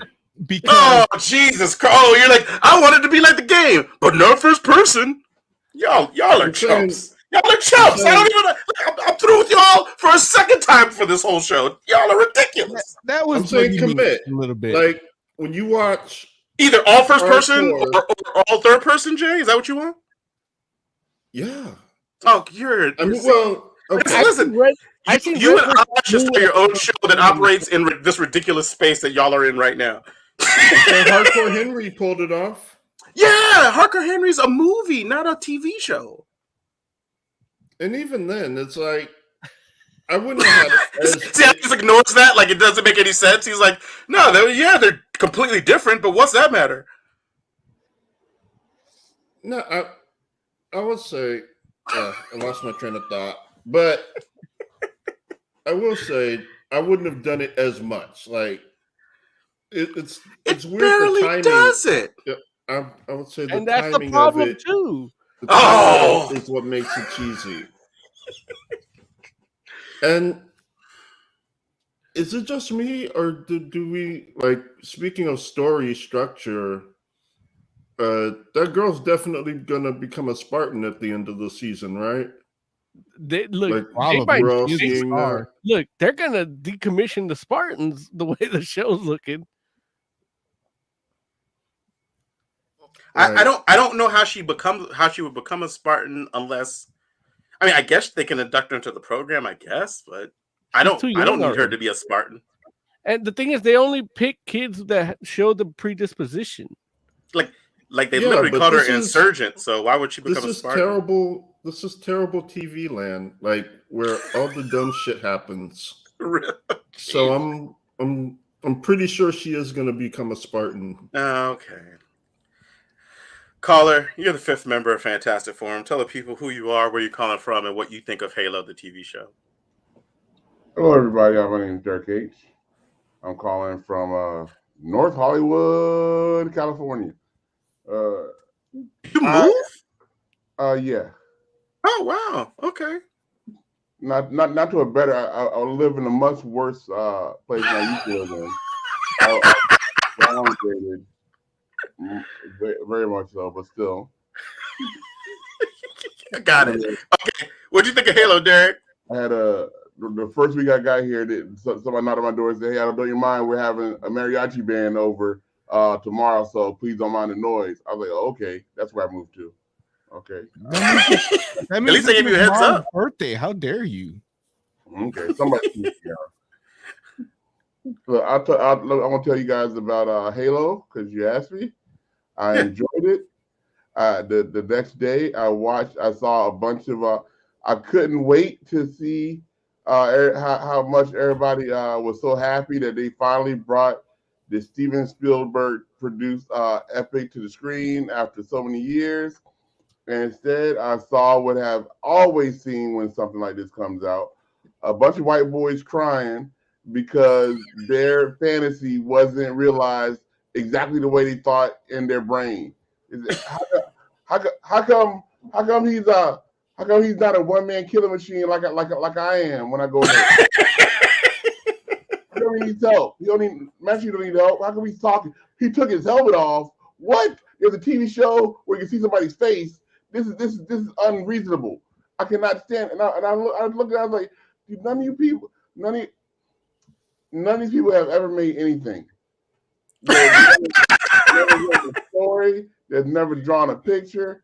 never done anything, and they're complaining about how a $90 million epic is put on screen, and that they're begging for. And it was so incredible how close they got everything. When Master Chief's you can't tell me when Master Chief's shield went down, it started beeping, and then came back up. You were like, oh damn. Oh damn! Or when he like jumped off of the Pelican, yeah, that was fucking tight. When he switched weapons and he was using the bad guy's weapons, I was like, that's just like a video game. It's all like a video game. And I go on YouTube and see some white boy crying and say, "Oh, what are you doing? I saw his face. What are you talking about? I can't. All my fantasies of me going around killing everybody are gone because Master. How come these make believe guns in this make believe world aren't killing these make believe aliens like I think they should in my brain? I thought somebody was like, how come these AK-47s are not killing these killing these aliens like they should? I'm like, what the fuck are you talking about? Well, I will say this, Derek. I think I agree with 99% of what you're saying. The only thing I disagree with is I do think it was a mistake for them to have Master Chief take his helmet off. And I get why it happens because, actors be acting. They want their faces seen when they act.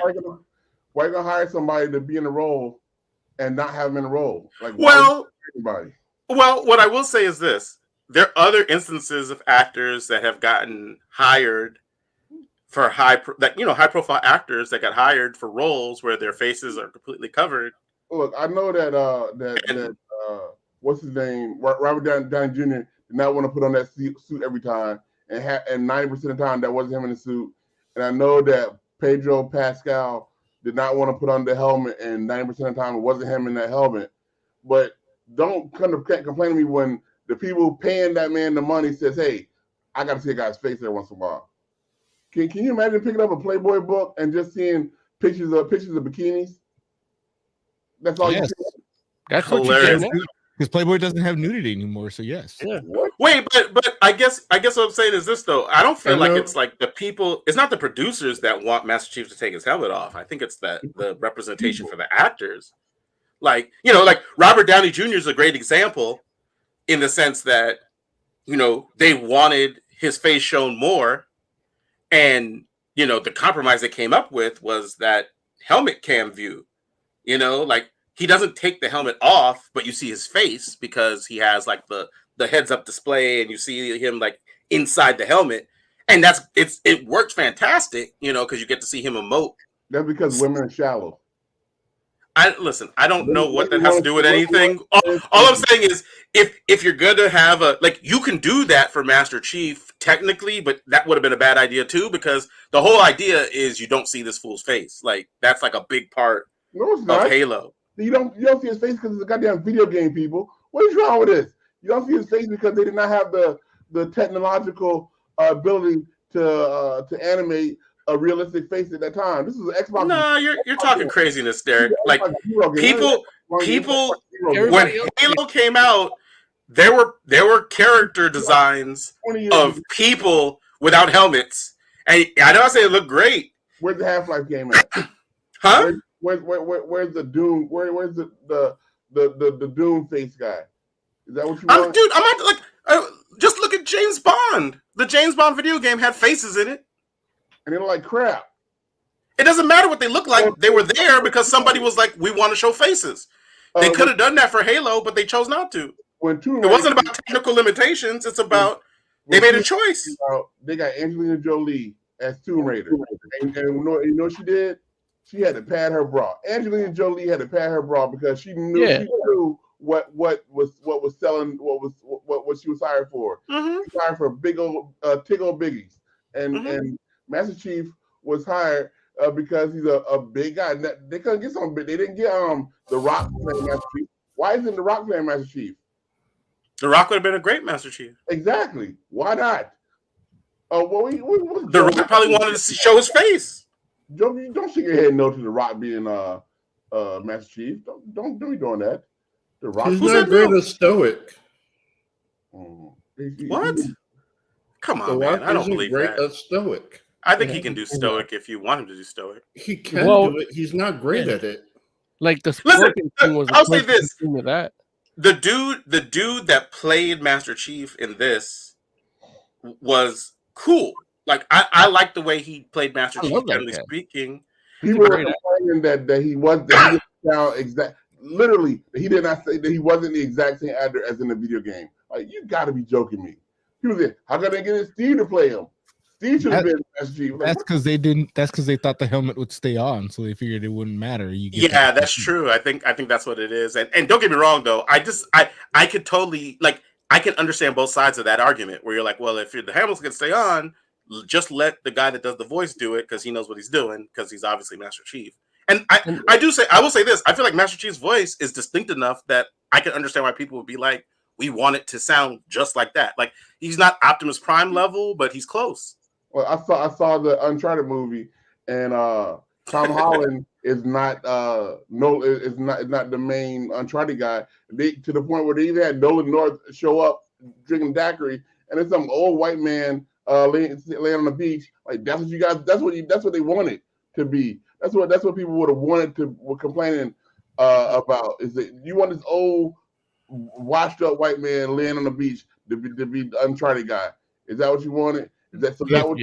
If you cover up his face and make him animated, sure. You know that the Master Chief guy is probably in the walker right now. More than likely, I would not be surprised. How does that affect his voice?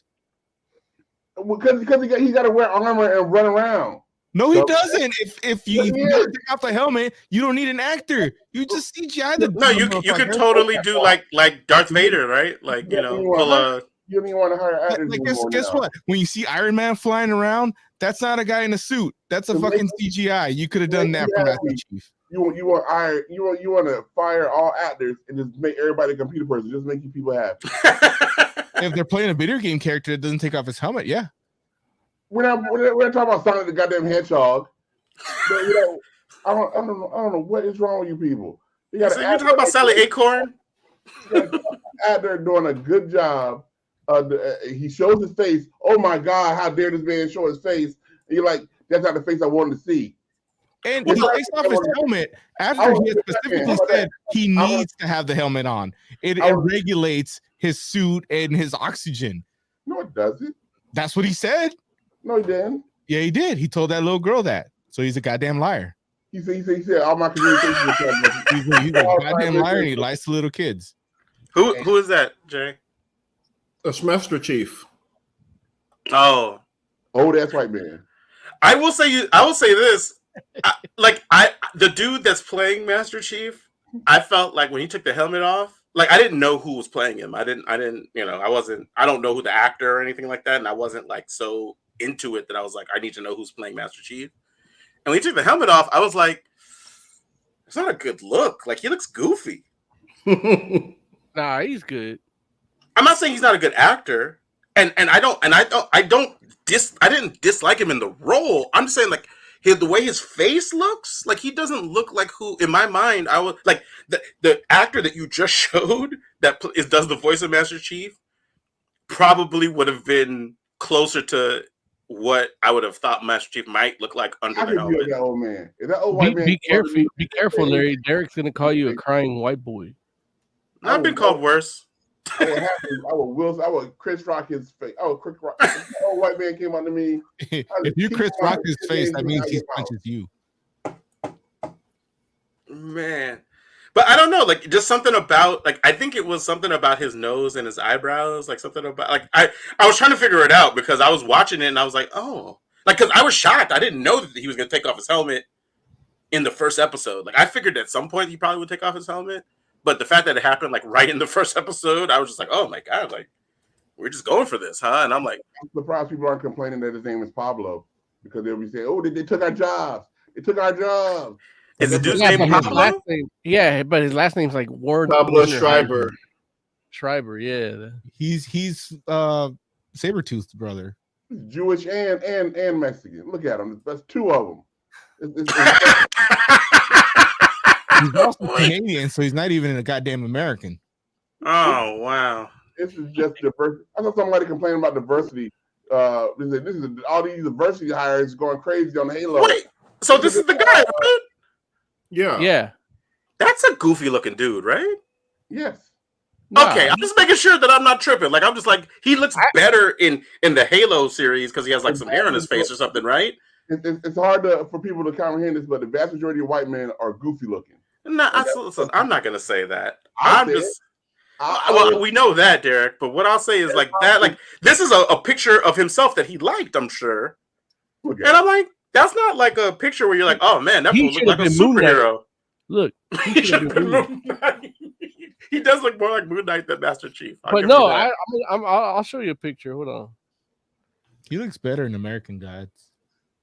Yeah, he's great in that. He's great in Orange is the New Black. Like you would see him in Orange is the New Black. Who's he in Orange is the New Black? He's the guy with the mustache, porn stash. The guy that impregnates. Shut up! Yeah, he's a great actor. He could play anybody. I didn't even realize that was porn stash. Okay, so and I wasn't criticizing his acting ability. Don't try to sugarcoat it. He was a dirty rapist in the Orange. He raped a girl in that movie, in the TV show. Right. Yeah. Okay. Like if they didn't do it in real life, Derek, ease off, back off. No, I think that's the problem. Derek doesn't understand the difference between TV and reality. Yeah. You know. He's like, I want him to rape somebody in real life. He's crying like that's what these people on YouTube would be saying. We complain about how come Master Chief ain't rape? How come he ain't raping nobody? How come he raped that little Chinese girl? Why they got Chinese people in space? Wait, what game does Master Chief do that? I missed that game. And people complaining about having Chinese people in space. What do you mean Chinese people in space? What are you talking and there's about? the thing, like to mess around, like you all to say that the story was about her. It's like, dude, like. She was definitely featured in the story. I'm not saying that, but the story's not about her. It revolves around her completely. It should be about her. You can't. How you gonna empathize with a 7 foot tall mechanical man that goes around saying, "Oh, I eat nuts and bolts and chips and that." How you supposed to feel anything for that guy? Look, it's like saying she's definitely the vantage point character, 100%. But the vantage point character is not necessarily the character that the whole thing is about. You know, she's basically Jubilee. He should have been Moon Knight. Yeah, absolutely. I see. Like, I could totally see him as Moon Knight, 100%. He said her. Who said her? I thought he said the little girl. I thought he was making a joke. Oh no. She would have been better than Oscar Isaac, though. Well, I mean, Oscar Isaac is a great actor. Like, he's hard to beat. He's good at she would have been better. Like, the girl from Moon. I mean, from Steve Grant. Oscar Isaac plays Steve Grant. He don't play Mark Spector. Just wait until Cortana shows up and people complain she's not naked. You know it's coming. You know the next thing. She's not naked in the game. She's got a bodysuit on. I'm more mad that Cortana never really made a good AI like Siri or Alexa in real life. I got Cortana on my computer right here. Yeah, but you can't utilize her like you do Alexa. You kind of can. Yeah, you can. It's not as easy. You gotta turn her on. You gotta hit a button. That's the problem. You gotta turn her on. Yeah. Yeah. Right. Like for that, you know. We got real. So going back to Halo. we got real secretaries for that. Let's episode when Cortana shows up, why people complain? How come she ain't a naked blue girl? Because they don't make naked blue girls, you idiot. Like, that's what's coming next. Avatar would disagree. Please. That's they're gonna complain that they can't see her boobies. They're gonna complain that she doesn't sound right. They're gonna complain about everything because they want what's in their brain. Now, does that happen in the games, Derek? She's not naked. It's like a bodysuit because she's 3D. Oh, she's got like the 7 and 9 suit basically. When I see cosplays at Comic-Con, those girls are like, all they was this is body paint, and that I don't care what you say that's naked. It's the same. Who's a crying white boy now, Derek? Yeah, I'm not a white boy. I'm a crying black boy. Proud black man. You sound white. I don't look at color like that. That's just another version of racism. I don't see color. So, Derek, give us some final thoughts on Halo and rate it for us. What would you give Halo out of 5? Out of 5, I would give 4.5 stars. I like the fact they had the vehicles, the vehicles in there. I like the fact that it expanded the canon. It gives you something to look forward to. It shows that there's a lot deeper story than what's actually there than what you see. And there's a lot of action in it, a lot of good action. The fact that it's not just Master Chief, it shows that there are other Spartans, and the other Spartans, they're not robots. They can think for themselves. I like that you can tell there's something going on with Halsey. They got some black people in there for whatever reason. I like all that. Got it.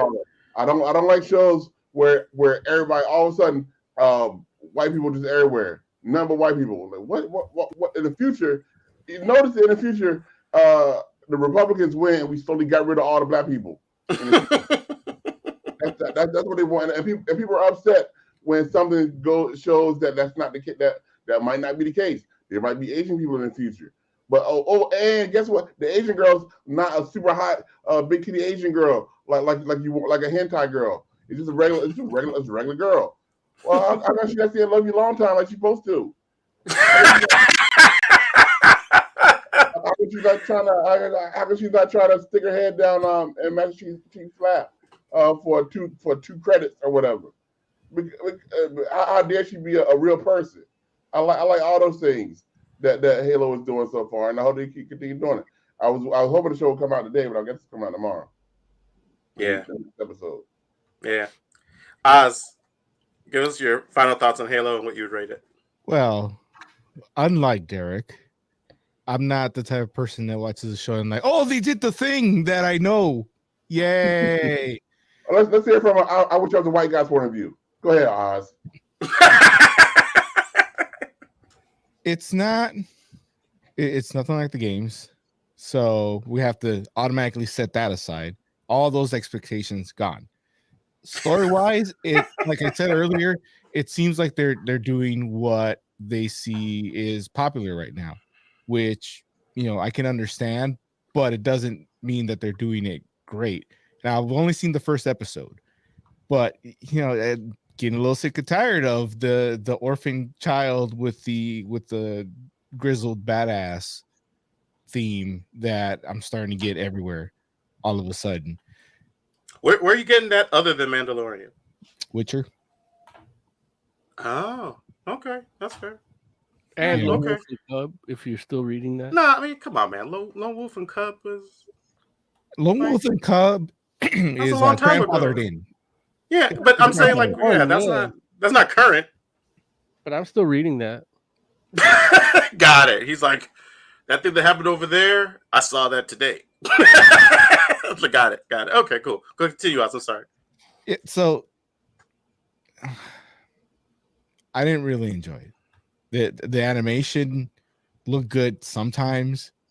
A lot of other times looked crap. It didn't look. I didn't see the money that they told me they spent on it. Dude taking off his helmet was like it. It made me feel. I feel the way they made it seem like after he took off his helmet was great communication with the UNC. Makes me think that I don't think he's going to put that damn helmet back on. Like maybe 4 episodes down the line, he might eventually put it on, but I don't think. The first episode on its own, 3, and I'm being generous because it's not a horrible show. It's just more of the same. I would like to know where they went cheap. Where you saw it? We had that discussion before you called in. Obviously, you weren't listening. I wasn't. I was speaking to my mom. I love my mom. I doubt. Shout out Mrs. H. I love your mom too. My mom's on. Whoa. I used to listen to Mom's Minute. Okay. Wow! How dare you? Anyway, Jay, what your final thoughts on Halo and tell us what you rated it. It's pretty cliche, tropey. I did like that someone picked up one of the bad guys' weapons and like used it, which is like the core gameplay loop of Halo. So it was cool to see that in there. But overall, it's just too average, I think. I would give it like a 2. Wow. Okay. Moses Magnum. I give it a 5 out of 5. What? No. Wait, what? Yeah, 3.75. It was still enjoyable. I would have liked to see the stuff that I like researched before, like more of that story, but I don't know if I'm gonna get it. I mean, I'm probably gonna get some of his origin stuff. I would have liked to see Maria. If they're gonna throw other Spartans in there, Maria would have been nice. But you don't like seeing a little white girl's leg getting blown off? Yeah, I love that. See? Like, I love that children massacre. I wish they would have showed it from like the first person view from the elite. Like that would have been. But yeah, and then Pablo Schreiber as Master Chief, I think is a good choice. I'm not mad at it at all. I like it. I enjoy it. The voice was fine, and 3.75. However, I would give Shadow of Intent's first 3 albums 5 out of 5. And if you want to get into a proper adaptation of Halo lore and history, listen to those 3 albums. Or read the books and shit, but yeah. As for myself, I'd give it a 4. I enjoyed it. I thought like the only thing I didn't like, honestly, was the fact that Master Chief took his helmet off and we saw his face. If that didn't, huh? I kind of don't care about that. Well, I mean, look, that's because you're a fake ass Halo fan. Yeah, I am. I actually, I was talking to some clients and they're like, I go, oh, I'm excited about the show because of the story and how everything goes down. And he goes, oh, really? I don't even know this Halo story. I'm like, oh, you never played any of the games? He goes, no, I played all of them. I only played multiplayer. So like every Halo dude I know just plays multiplayer. They don't care about the story. And I mean, all I'm saying is, how you gonna have a show named Halo? There ain't no Halo. Right. Well, that was my other gripe. Like, but there might be a Halo. Not yet. Look, they might not put any in. They don't even know why it's called Halo. Probably. Listen, all I'm saying is like, this was very much more so like like we just talked about Moon Knight, and like when we talk about the difference between like first episodes, it's like this show did what you were supposed to do for a first episode, with the exception of, I think, the taking off of the helmet and all that kind of stuff. I'm calling it right now. There's not going to be a Halo. They're going to end up in some desert planet, which I guess technically they were already in a desert planet. So that's check marks. Never mind. That's been checked off. It's like a separate desert planet with 2 suns. And what'd I win?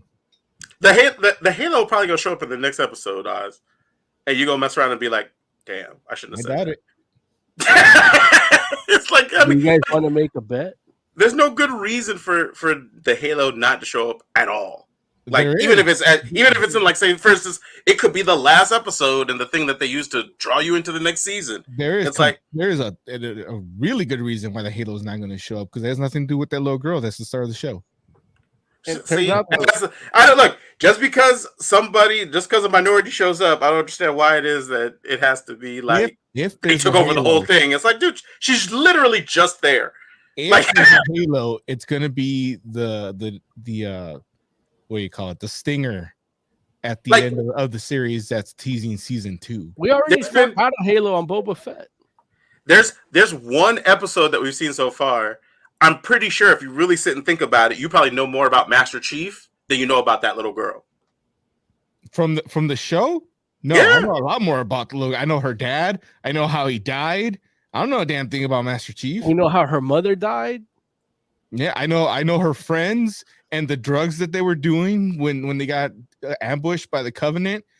There's way more story with that little kid than Master Chief. Listen, you named a bunch of dead people. Like realistically, it's like you don't have an orphan, a history of dead people. You messing around. You're not talking about anything that's a character development of that character. That like is you're totally talking about development. familiar relationships. Her dad dying influences how she decides to react to the UNC proposition.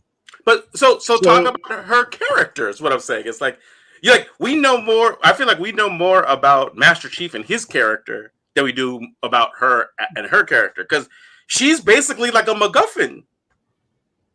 That sounds racist. It kind of is, but it doesn't make it untrue. I didn't write the show. She's the briefcase in Pulp Fiction. No, in any case, the briefcase is the briefcase. We should move on. We got one more thing to talk about, and we're running short on time. This is true. This is true. Derek H., we're going to talk about... Okay, talk to you later. Goodbye, Brian. Later. Thanks for calling in, Derek. Okay, Pretty Violent. Oh, we need to do comic book reviews, right? Did you rate the Halo? I rated it 4. Okay. Yeah, it was just the helmet thing that bothered me personally.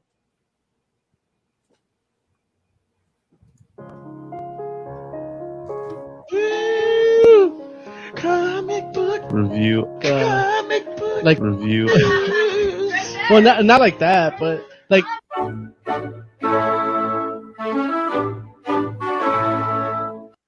All right. So we have Pretty Violent.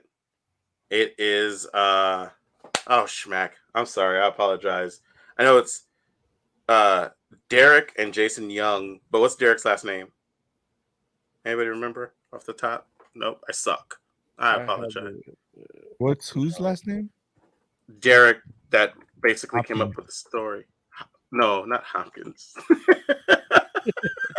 Hunter. Derek Hunter. There it is. Derek Hunter. I know, right? Still H's. Derek H.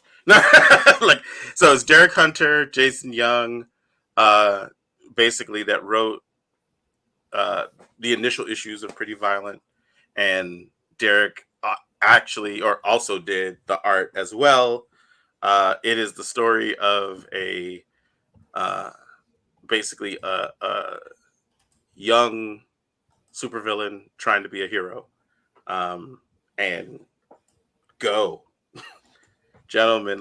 Jay, why don't you start off with us? What did you think, and why? What drew you to Pretty Violent? I like the art style. Like, it's cartoony, but it's also like bloody and gory. Mm-hmm. And yeah, that's basically what drew me to it. Mm-hmm. And yeah, like, you read it, it's funny.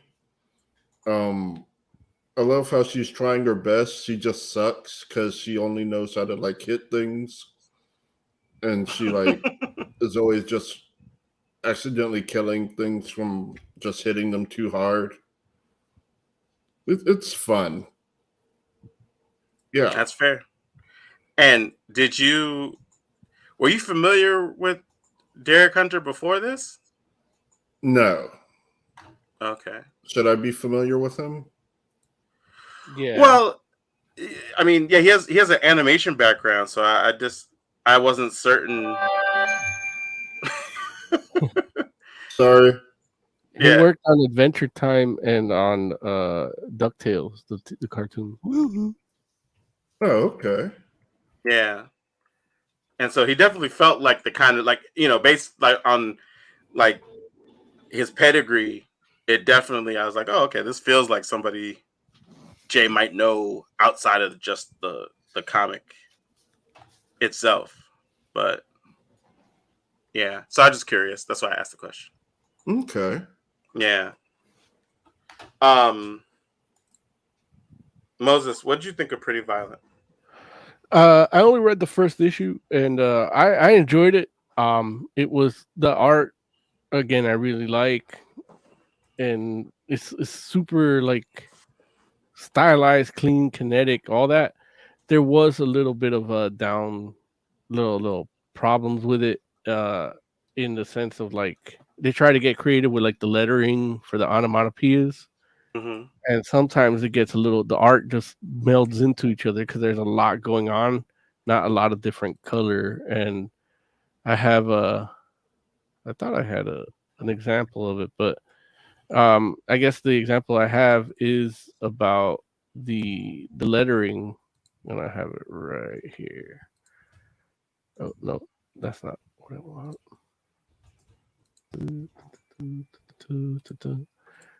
So like here where the letter is like that, I think if it would have had like an undershadow or a white around it, you would see what's actually happening behind it, you know? Mm-hmm. And yeah, so right here it all just kind of melds together. So you can see like her face being hit. You have to struggle, especially like this isn't one page. This is one panel on a big page. Right. It's a lot smaller when you see it with everything going on under it. So it really like, but there's only in that one issue. There's only like 3, 4 maybe panels like that, and it's really at the beginning. Once you actually get into the story, you start seeing a lot of like really good art and less of that problem. Mm-hmm. What about you, Oz? What do you think of Pretty Violent? I also just read the first issue, and the main character was starting to get on my nerves a little bit, and then you get to the end of it, and you realize what Well, I guess we already said it. She's a child of a villains, and she was part of a villains group, just trying to be a hero. And then I had to go back and reread it with that in mind, and it's a totally different experience because now I'm looking at a character that's trying, but you get to see why. There's a lot of times you read a book or see a show or a movie, and you wonder, I mean, that this character is super strong. Why didn't you just punch it? And there's times that she does that. Like she's like, there's obviously something there. It's gonna kill people. You should just punch it. I'm just gonna punch it. All right, I'm gonna take it out, and ends up like wiping out a little girl.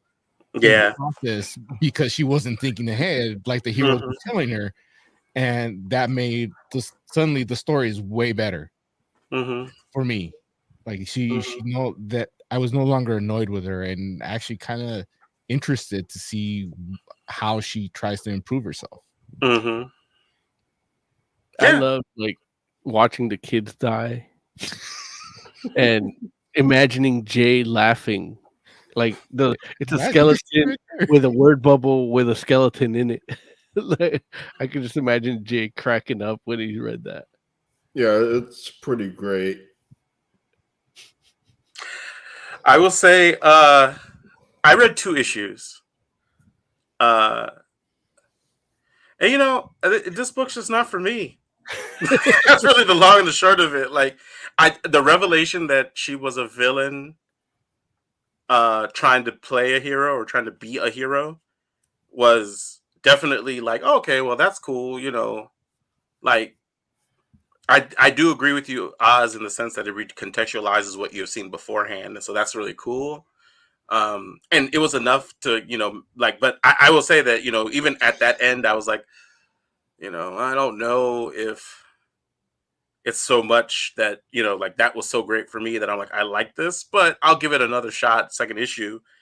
And I went to the second issue, and, it just kind of felt more the same for me. And I was just like, I don't know. It's hard, man. It's not like it's terrible. Like, I don't feel like it's a bad book. I just feel like I'm not the audience for it. Like, I'm not, because it is about like superhero, cartoony superhero hyper violence, and that was like part of like learning a bit more about Derek Hunter and his background, and Jason Young, and being like animation guys that just like really, really love cartoons and hyperviolence and all that kind of stuff. It's like, okay, I get it. Like, that makes sense to me. Like, listening to them, or reading some of the stuff that they were talking about as far as like inspirations for the book, everything in it makes perfect sense. It's just not my particular bag, you know? And I think that that's really the long and the short of it. Whereas like, I don't have a problem with violence, but I need a purpose to the violence to a degree. You know what I'm saying? Like even like with like The Boys is a perfect example, I think, where it's like, you know, The Boys is hyper violent, but the hyper violence is in service to the story to a degree. And, you know, some of it might just be somebody that just gets off on making, you know, violent images, but and I can think that was a part of it too, where the art style didn't really resonate with me either. Like if like and I think a good example is this, where this book, like the story isn't like, it doesn't feel like the story is the focus of the book, which is fine, because again, everything doesn't have to be like, oh, this grand narrative. Some things can just be fun. You know what I mean? Right? That's okay. However, if it was that was what it was going to be, then I probably would have preferred a bit more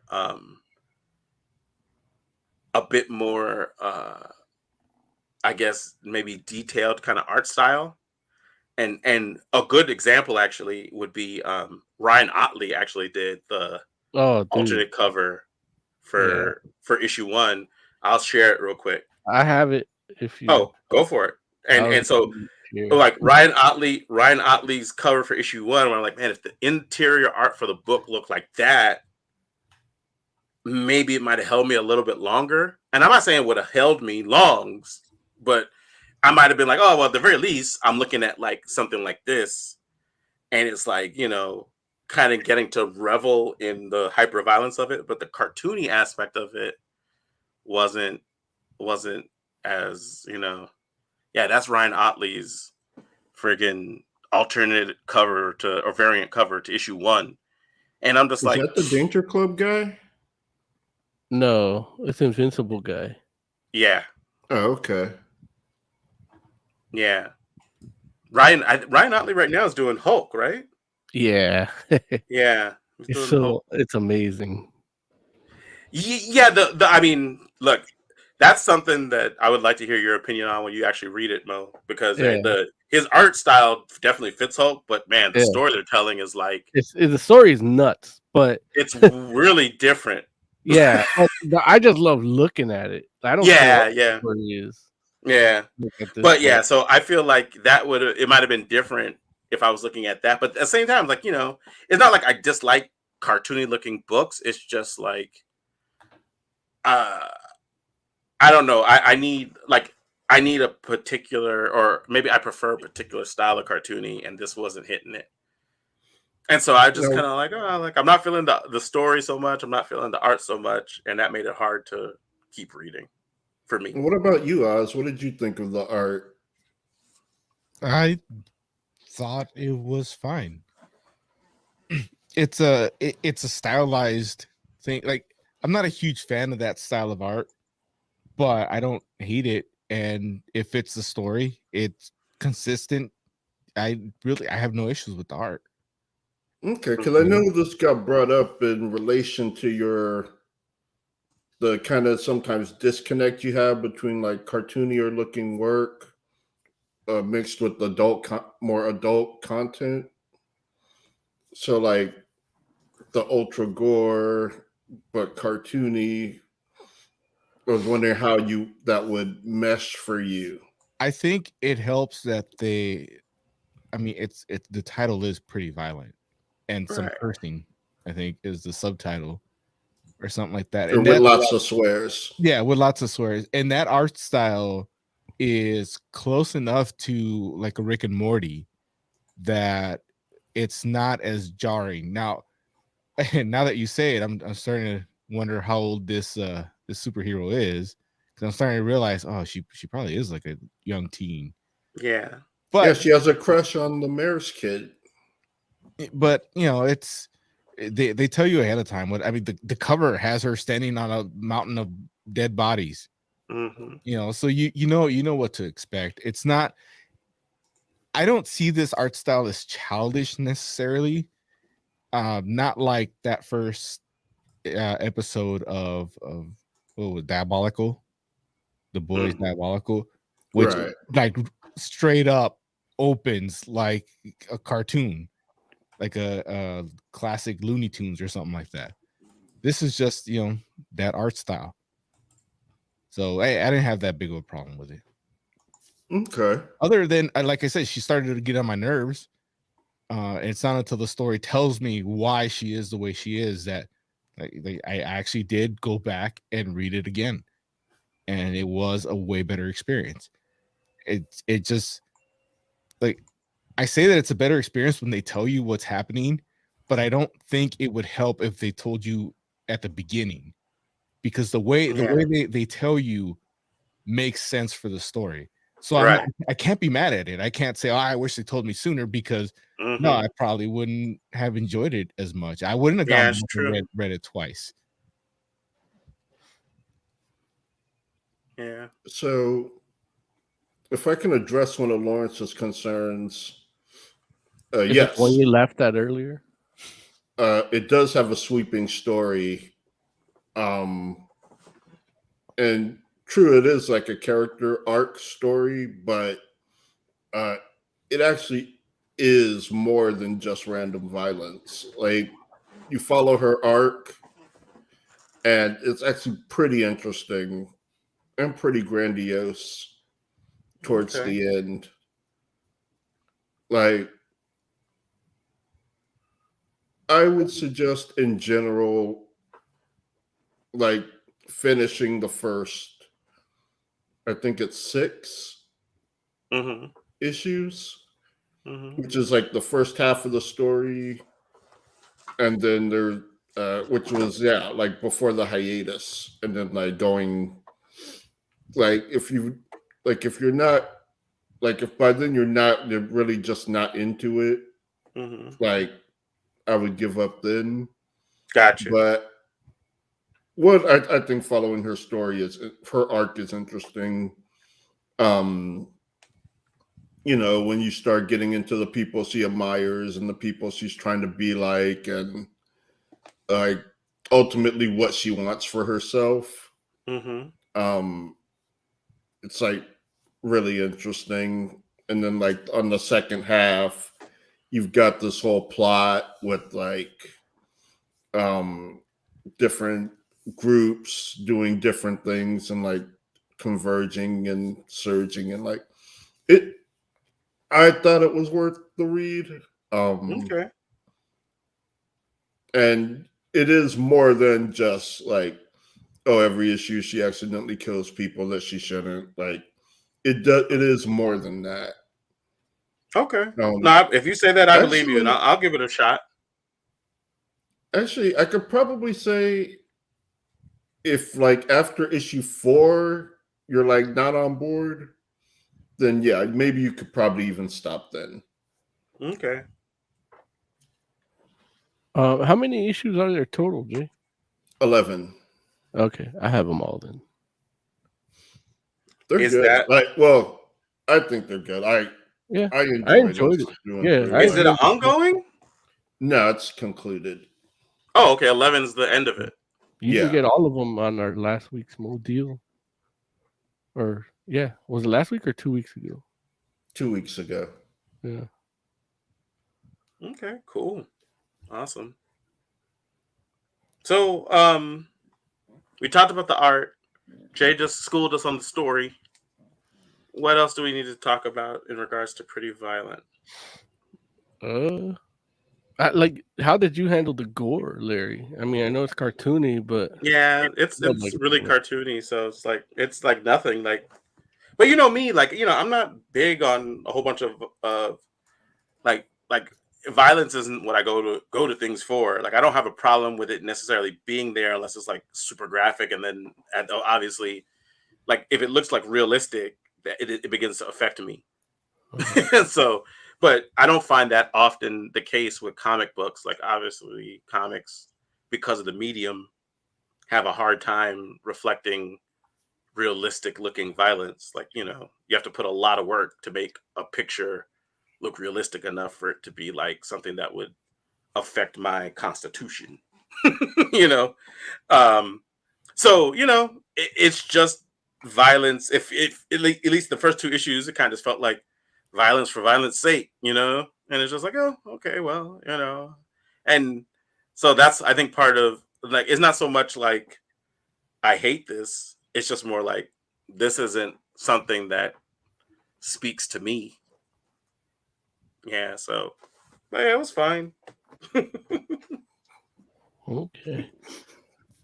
What would you rate it, Larry? Like I said, I only read the first 2 issues. I don't know. I'd probably rate it like a 3. Again, because it's like I think just more so recognizing, like, I don't feel like it's bad work. I just feel like I may not be the audience for it. So I give it a 3, kind of midway, where I'm like, yeah, that's it. How about what about you? Oh, go ahead. What would you rate it? Who? Jay. Oh, I would give it a 4. It's really fun. I actually do enjoy a bit of violence, so I love how you said that. Like, no, Joe, you enjoy more than a bit, Joe.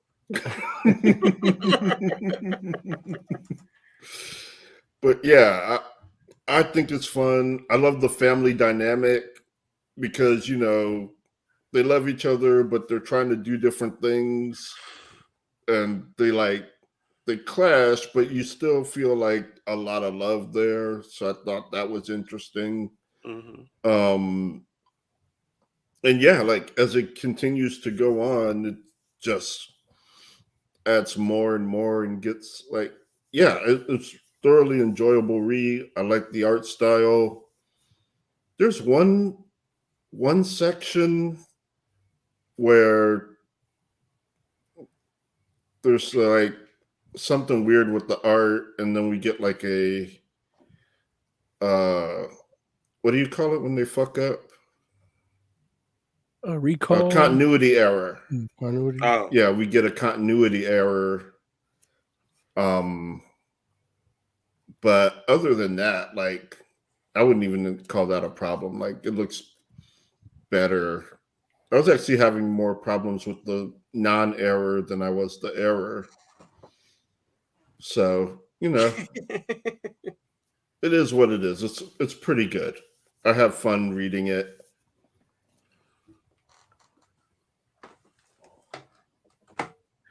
Oz, man, what would you give it? I'd probably go with a 4. I was gonna go 3 when I was first reading it.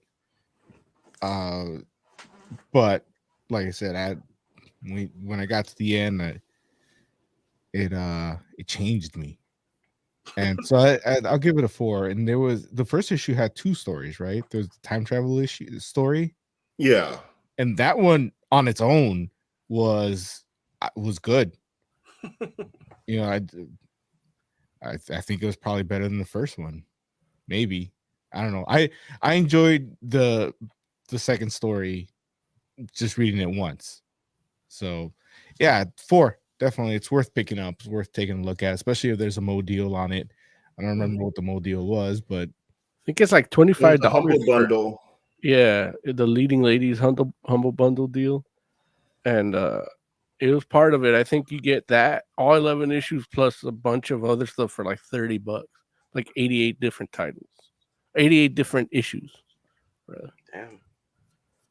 You get all of Saga up to before they come back as part of that for like $35.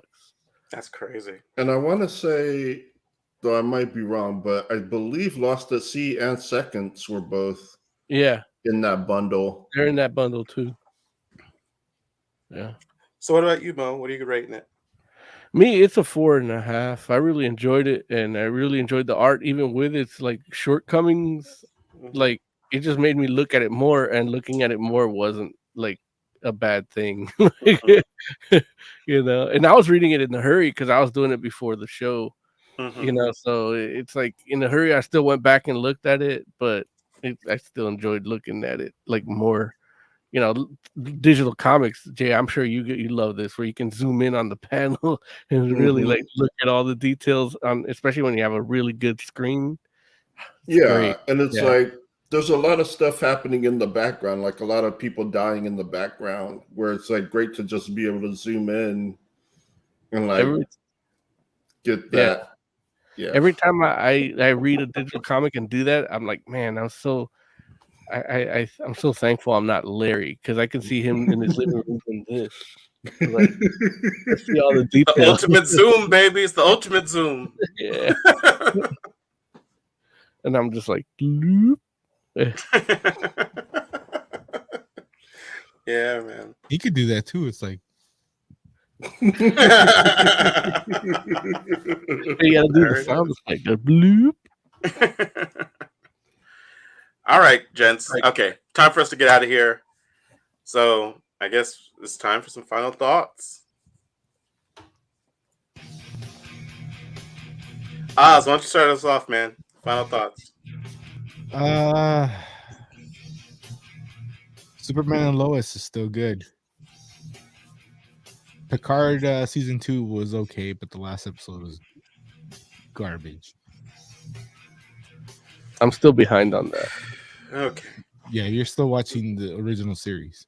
I'm season 2. You want to start with the original series? He's like, you might need to watch out for this Khan guy. Oh man, like, dude, Khan is amazing. Like, on the future, this guy can be trouble. Yeah, like A.J. Abrams Khan sucked.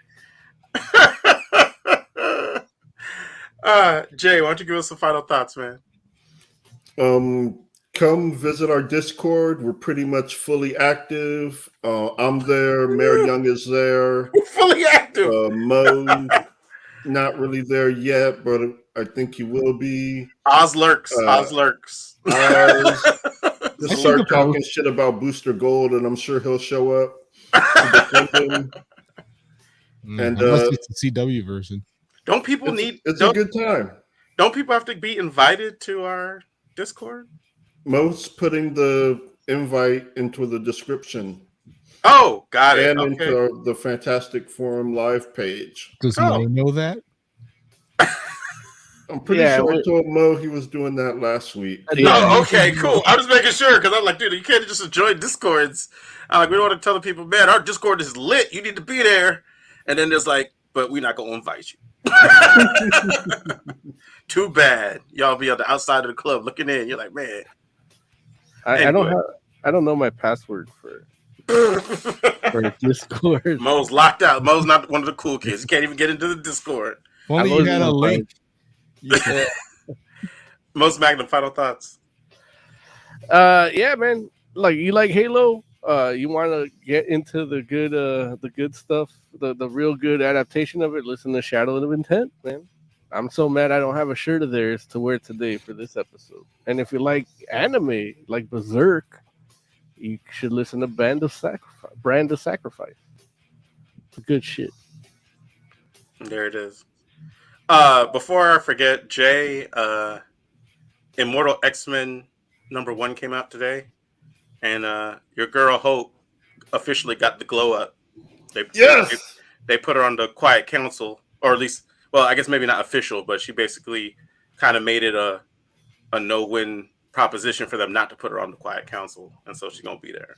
So, nice, loving that. So I'm giving you the heads up so you can go, and I'm doing it here because I don't want you to mess around and later be like, why didn't you tell me Hope was on the Quiet Council like 2 months from now? And I'm like, my dude, like, no, I'm putting it on my wish list now. Yeah. So, just give you the heads up. Immortal X-Men is actually Kieran Gillen writing X-Men. Oh, I love him. Yeah. No, it's good stuff, man. And he's the basically the whole issue is like from Mr. Sinister's perspective, and so it's pretty awesome. But anyway, for the entire Fantastic Forum, thank you all so much for hanging out with us. We do appreciate you. We'll be back next week. In the meantime, go ahead, let us know what it is that you like, what you don't like, what you want us to talk more about, and we would love for you to participate and hang out with us. So, until next week, We're the Fantastic Forum. Good night. I'm in Discord. Yay! Are we supposed to play something? Yes. What? So we should need to play the outro, or else we're going to be on forever. No, I got it. I'm just waiting. Yeah. I wait for the moment of silence. So No, I can don't wait. Just cut put us off. out.